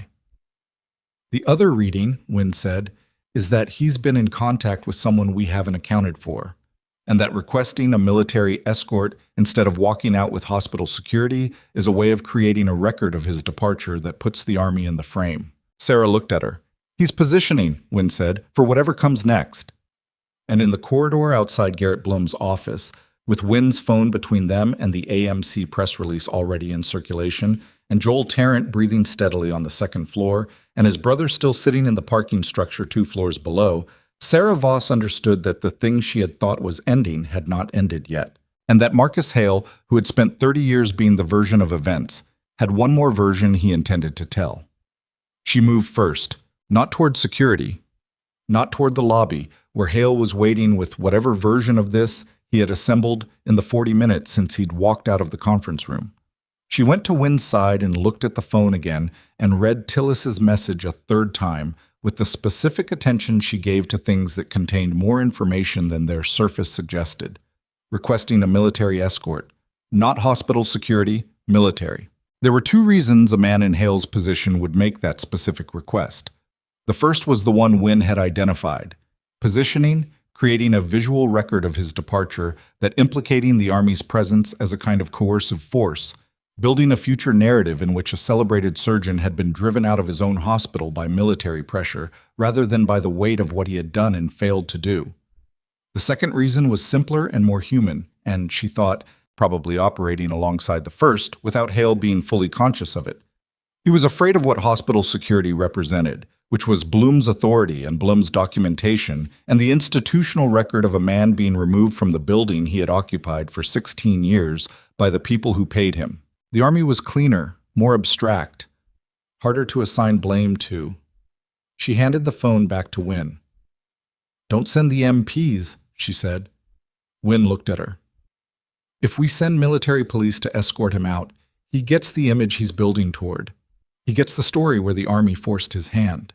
She kept her voice even. Let him walk out with hospital security. Let the building be responsible for the building's decision. He specifically requested, that doesn't obligate us. She met Wynn's eyes.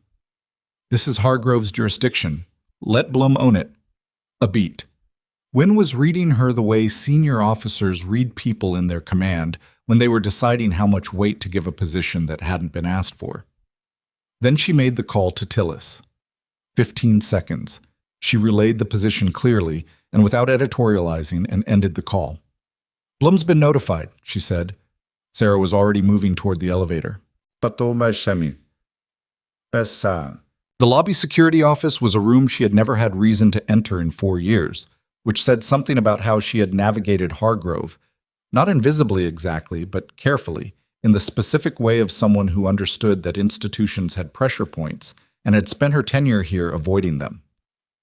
The room was small and monitored and smelled of coffee that had been sitting too long, and the security chief, a man named Garvey, who had the build and bearing of a former law enforcement officer who had made his peace with a quieter job, looked up when she came in without apparent surprise, which meant someone had told him she was coming. Blum was already there, standing near the bank of monitors with his jacket back on and his administrative composure reassembled into something that was functional, if not entirely convincing.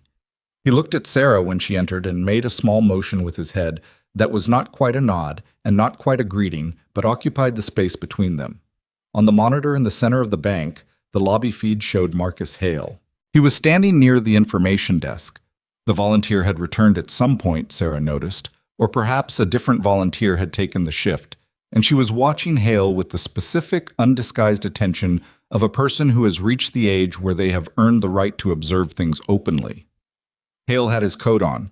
His bag was at his feet. His hands were in his pockets and he was looking at his phone, and from the angle of the camera his face was visible enough to read, composed, controlled, the performance of a man who had decided on an expression and was maintaining it through effort of will. He's been down there for 12 minutes, Garvey said. Hasn't moved. Phone's been in his hand the whole time. Is he filming? Sara asked. Not actively. Might be recording audio. Can't tell from here. She looked at the monitor.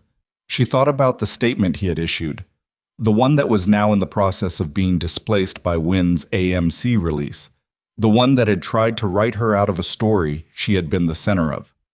She thought about 16 years of Marcus Hale walking through that lobby as its most important resident, the way the space had accommodated him, the particular physics of institutional gravity that formed around people who had been central for long enough that everyone adjusted their orbit to account for them. Dr. Blum, she said. Yes. This is your building. Walk him out yourself. Blum looked at her. It was a short look, but it had several things in it.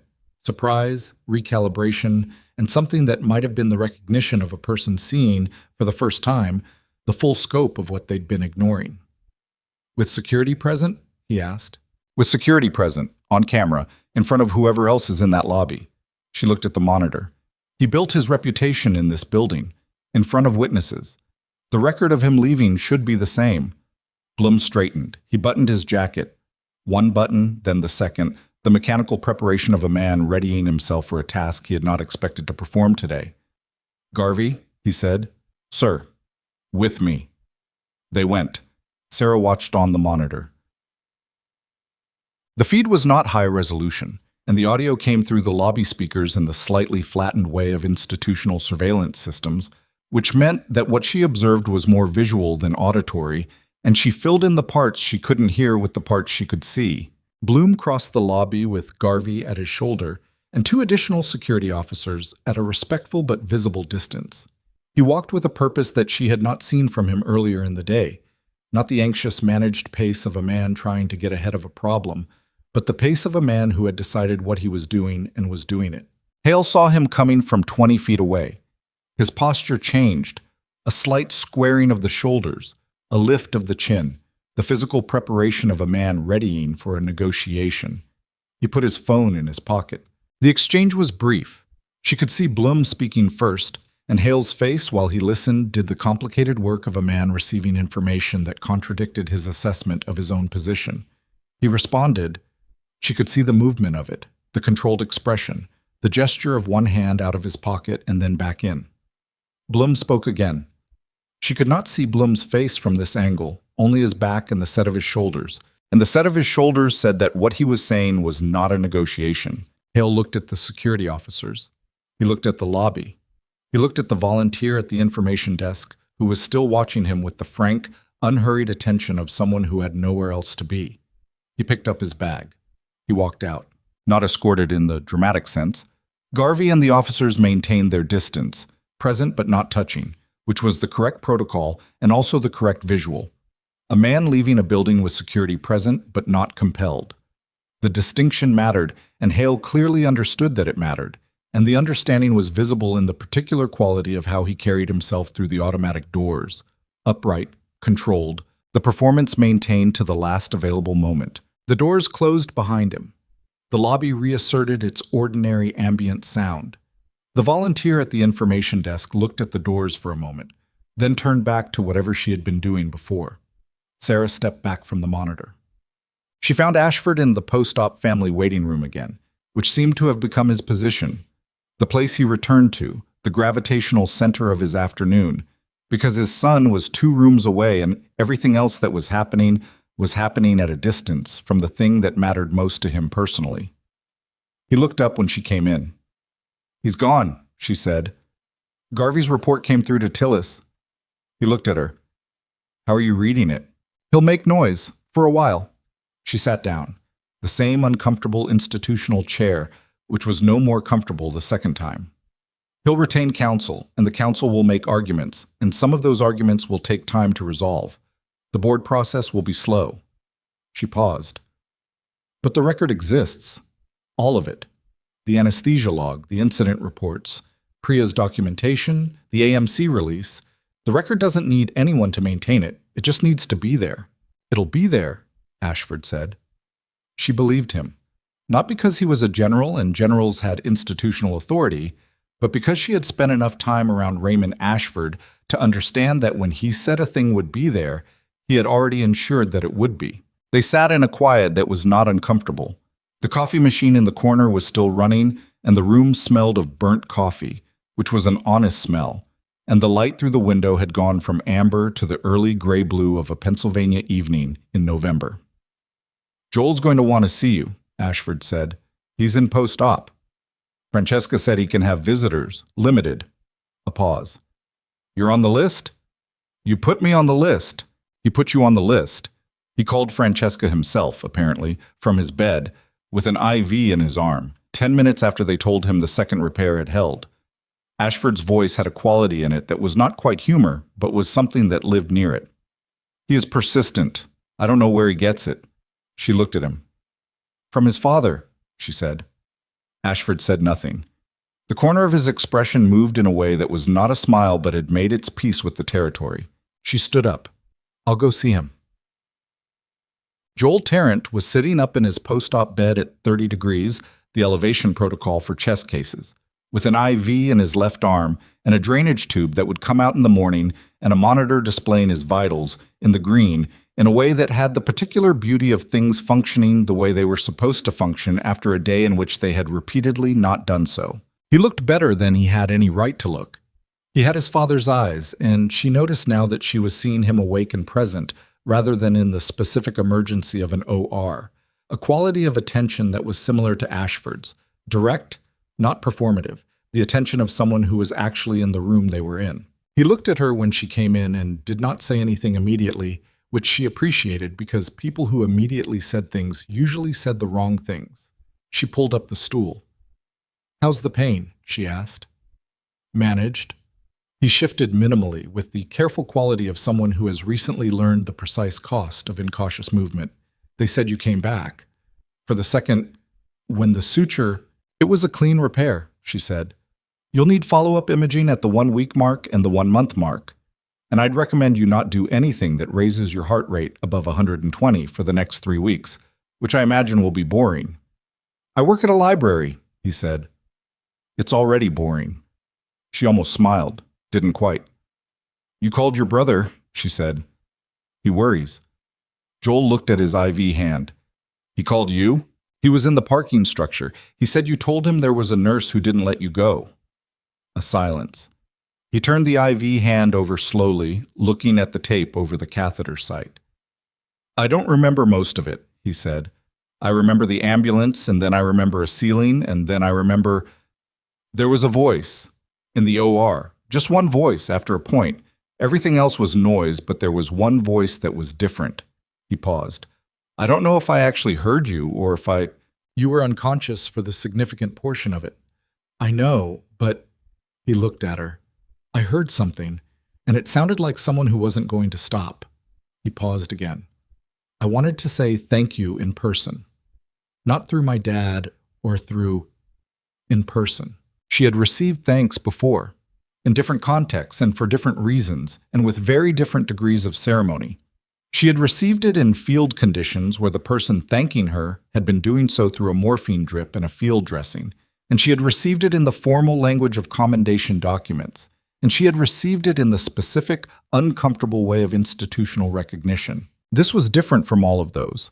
This was just a 23-year-old man who had been technically dead for less than 90 seconds and was now sitting up in a hospital bed, asking her to accept something she had not done for the purpose of being thanked. You don't need to thank me, she said. I know I don't need to, he said. I want to. She absorbed this. You're welcome, she said, and meant it. The formal commendation presentation happened at 6:47 p.m. in the third-floor conference room, which was the same room in which, approximately 2 hours and 47 minutes earlier, Bloom had apologized and Ashford had spoken, and 63 people had reordered their understanding of the person they had been working beside for 4 years. The room was smaller now, 20 people, not 63. Wynne had organized it with the efficient simplicity of someone who understood the difference between ceremony and theater, which was that ceremony served the person being honored and theater served the audience, and that confusing the two produced something that satisfied neither. Ashford stood at the front. Sara stood beside him. Tillis was present, and Wynne and Bloom and Priya Okafor, who had been invited by Sara specifically, and who stood near the door with the expression of someone who was not sure they belonged in the room and had been told directly that they did. Delworth was there. Francesca. Kovac, who had come up from post-op after handing his patient off to the night team with the specific relief of a man who had personally supervised too much of this particular patient's day and was grateful to give someone else the next 8 hours. The document Ashford read from was the one Wynne had finalized, the formal Army Medical Command commendation, corrected record, and the 5-count reversal of the Kurdistan report findings. He read it with the precision and weight it deserved, which was considerable, and he read it without ornamentation or performance, because the facts, read plainly, were sufficient. Sara stood and let it happen.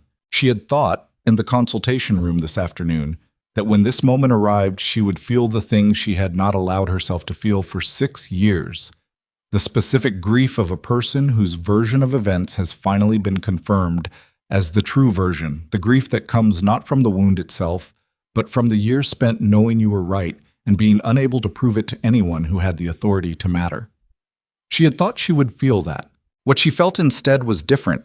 It was quieter, less grief, more the particular settling of a person who has been carrying weight for so long that putting it down produces not relief, but a strange, unfamiliar lightness that takes time to trust. The record had been corrected, the commendation existed. Kurdistan was documented, finally, in language that matched what had actually happened in that valley in March 2019, when she had operated for 40 minutes under fire with injuries she hadn't stopped to account for, because accounting for them would have meant stopping, and stopping would have meant leaving 17 people in the care of no one. The corrected record would not give her back the 6 years. Nothing would. She was 41 years old, and she had spent 4 of those years standing at an instrument table in Dunmore, Pennsylvania, handing things to a man who called her just a nurse.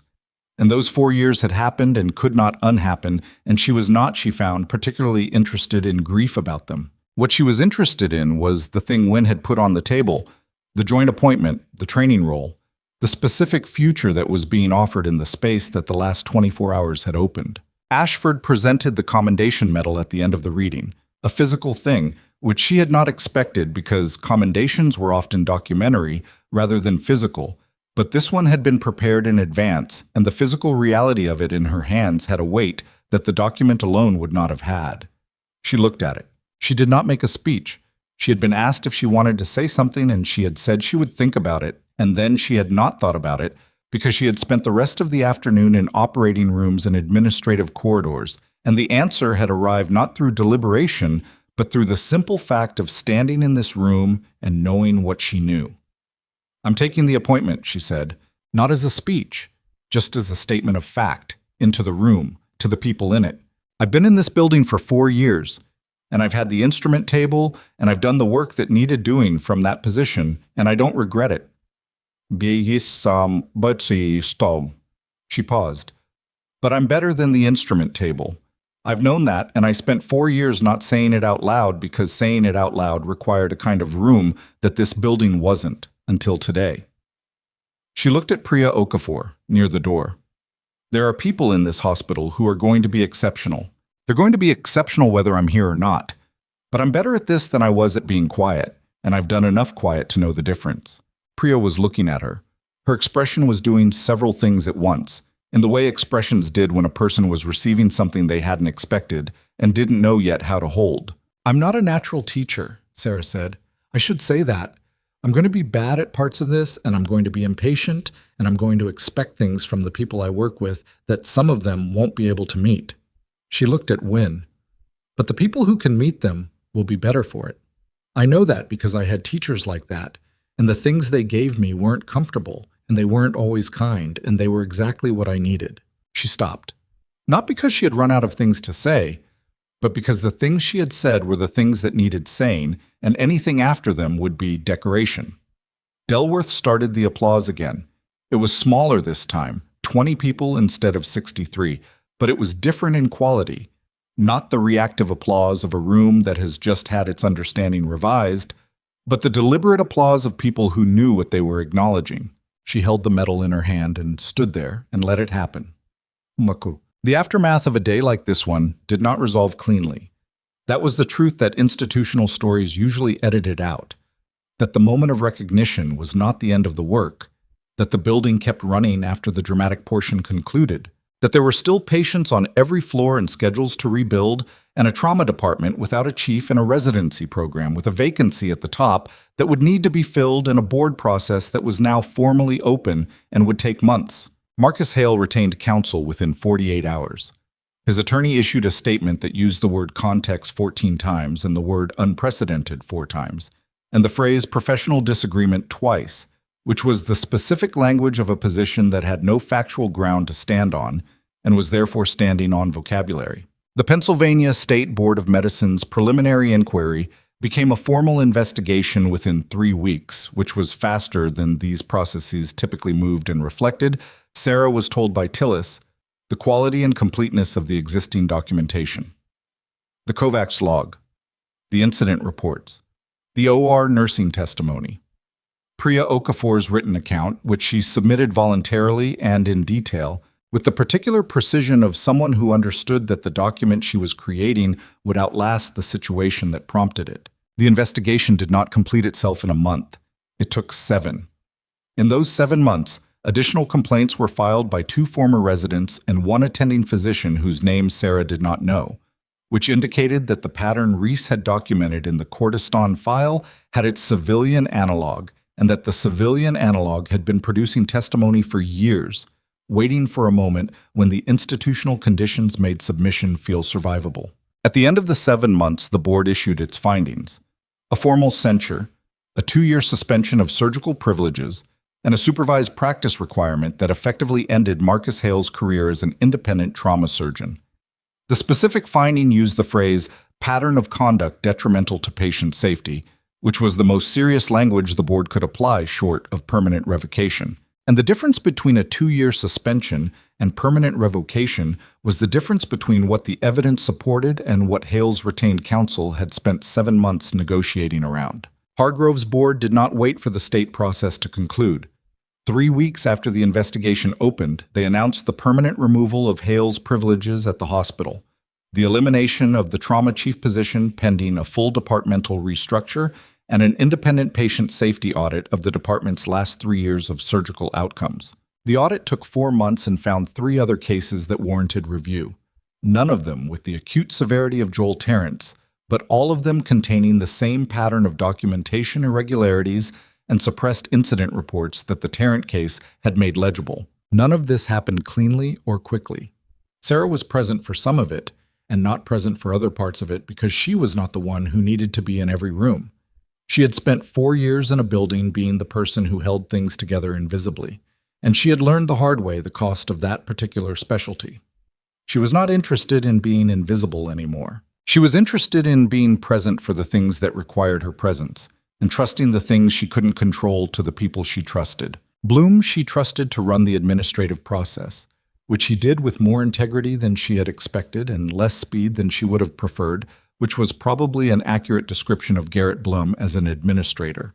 Tillis and Wynne she trusted to manage the military side of the record correction, which they handled with the methodical efficiency of people who had been waiting to handle it for 14 months and were not going to mishandle it now that the opportunity had arrived. Priya Okafor she trusted with her residency, which the young doctor was going to have to manage in a department that was restructuring around its own newly visible failures, and which was going to be harder than it should have been for a resident of her caliber, and which was also, Sara was fairly certain, going to produce a surgeon that the difficulty had improved rather than diminished. The first training cohort that Sara worked with under the joint appointment began in February.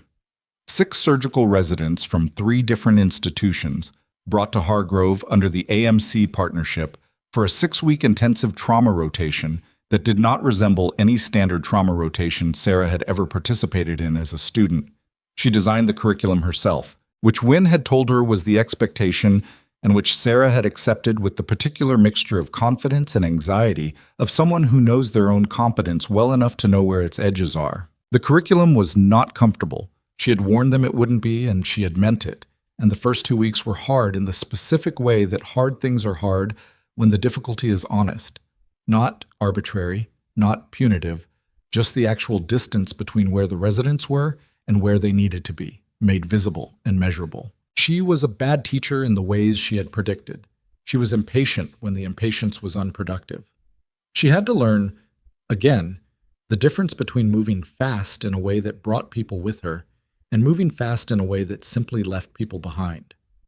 She had known this distinction in the field, where the cost of leaving people behind was immediate and visible and did not allow for the self-deception that institutional settings sometimes permitted. She had to relearn it in a classroom context, where the cost was slower and more diffuse and required a different kind of attention. She got better at it, not smoothly, not without setbacks, one of which involved a second-week session that produced the worst resident evaluation she had ever received, unclear expectations, insufficient scaffolding, and which she spent 2 days being honestly angry about before she read it again and recognized that it was accurate. She adjusted the scaffolding. The 4th week produced something she had not anticipated, which was the specific quality of witnessing another person arrive at a competency they had not had when they walked in. One of the residents, a young man from a trauma program in Ohio who had come in technically proficient but procedurally rigid, performed a simulated cross-clamp under time pressure and stopped the practice bleeding in 11 seconds. And the look on his face in the 12th second when he registered what he had just done was something she had not seen often and had not expected to feel the way she felt it. She recognized it because she had been that person, not in a simulation room. In a valley, under fire, with her hands doing something her training had prepared her for, and her body not being sure it could hold the position long enough for the preparation to matter. He had done it in 11 seconds. She had been proud of students before, in different contexts, briefly, without particularly acknowledging it to herself. This was different. This was something she was going to carry, the way you carry evidence against a long-held argument. The argument being that what she had learned was hers alone, that the things she had survived in conditions nobody in this room had experienced were sealed inside her, useful only in the specific emergency where they were the most relevant thing present. The 11 seconds said otherwise. Joel Tarrant was discharged from Hargrove Memorial Medical Center 8 days after his admission. He left on a Thursday morning with a follow-up appointment scheduled, a discharge summary that Francesca had compiled with the thoroughness of someone who took the handoff seriously, and his older brother David, who had eventually been allowed into the building and who stood in the discharge bay with the expression of a man who had spent 8 days visiting and was now going to need several weeks to process what the 8 days had contained. Sara was not in the building when Joel left. She had been informed of his discharge date and had thought about being there and had decided, after brief consideration, that her presence at the discharge was not what the discharge needed. He had thanked her in post-op. That was a real thing. The discharge was his to have without the person who saved his life standing in the background of it, which would have made it about something other than his recovery. And his recovery deserved to be about his recovery. She sent Francesca a text. "Tell him I said good luck with the library." Francesca replied 20 minutes later with a photograph. Joel in the discharge wheelchair, which patients were required to use regardless of their ambulatory status, hospital policy, the liability kind, giving a thumbs up with the arm that didn't have the healing chest side incision. He was smiling. Not the restrained smile of a person performing recovery for observers, but the actual, slightly dazed smile of someone who has recently been reminded that continuation is not guaranteed and has found the reminder clarifying. She looked at the photograph for a long moment. Then she put her phone in her pocket and went back to her curriculum notes, which were spread across the desk in the small office that Wynne had requisitioned for her in the third-floor administrative corridor.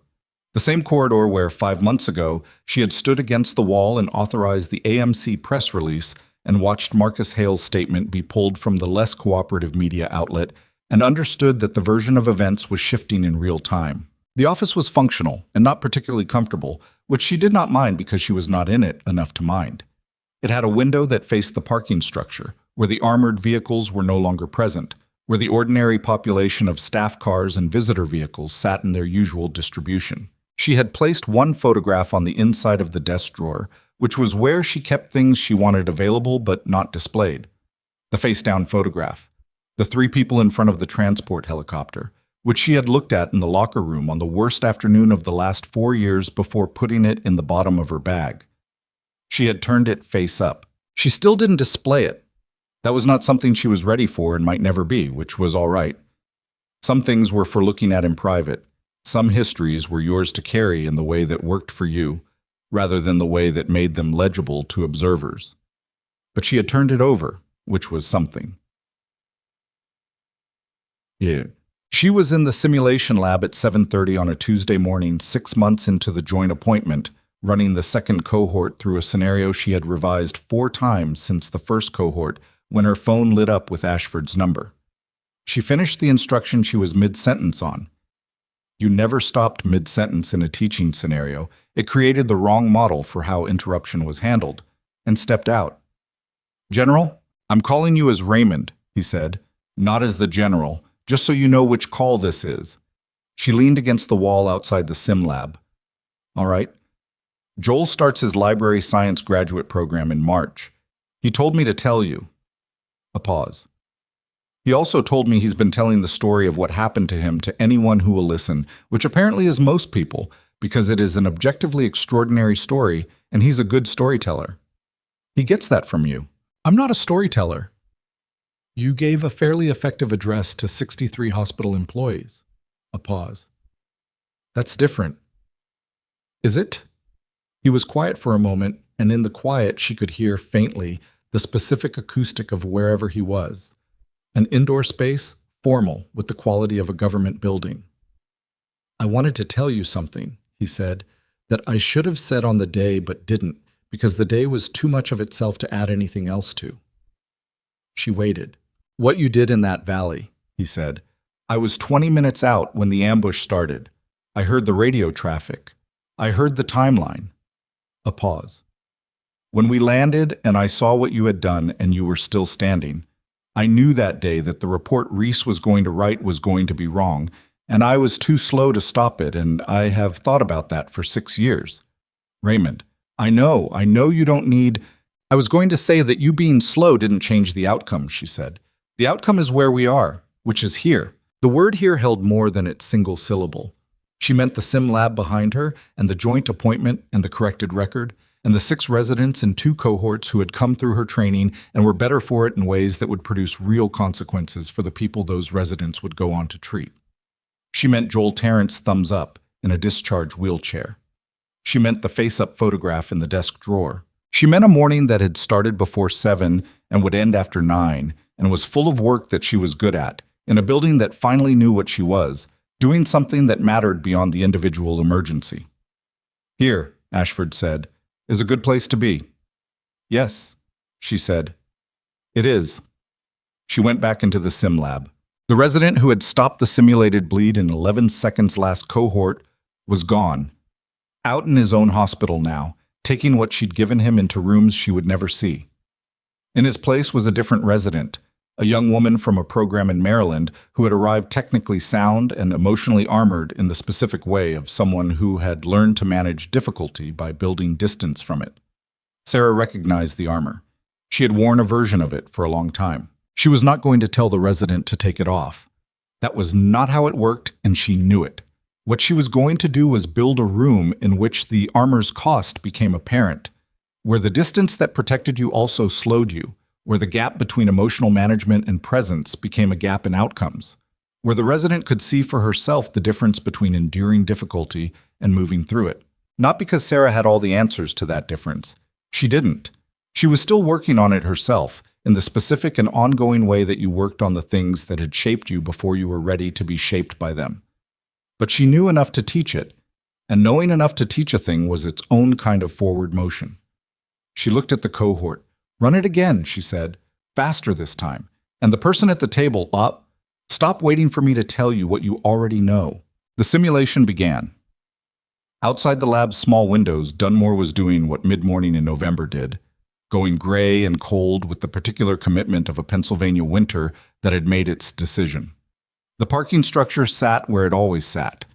The hospital moved around her with its ordinary, constant business of managing the distance between people and the worst versions of the days they were living. She turned back to the room. There were things she had lost that she would not recover.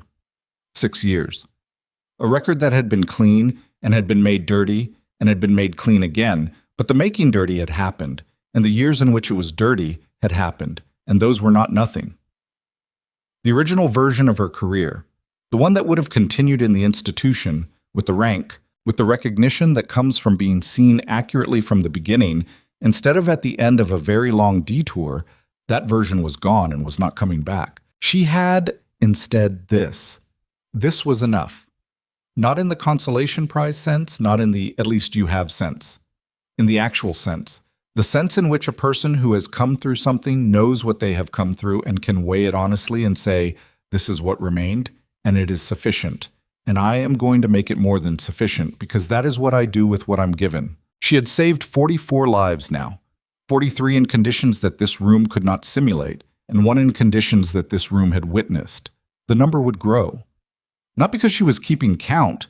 She had stopped keeping count a long time ago because the count was not the point.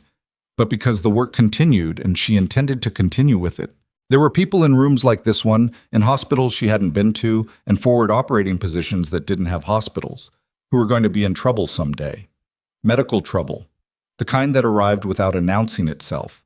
The kind that required a person in the room who could move without hesitation, when hesitation was the thing that ended everything.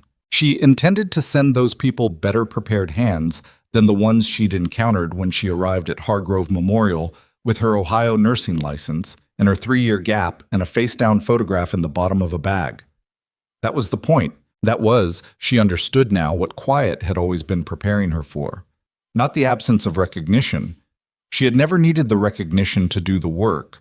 But the moment when the recognition arrived and confirmed what she had already known and gave her a room in which the knowing could be passed forward. The quietest people in the room are not waiting to be noticed. They are waiting for the moment when what they carry becomes available to the world. And when that moment comes, the world had better be ready for what they bring. Sara Voss turned back to the simulation, and she went to work.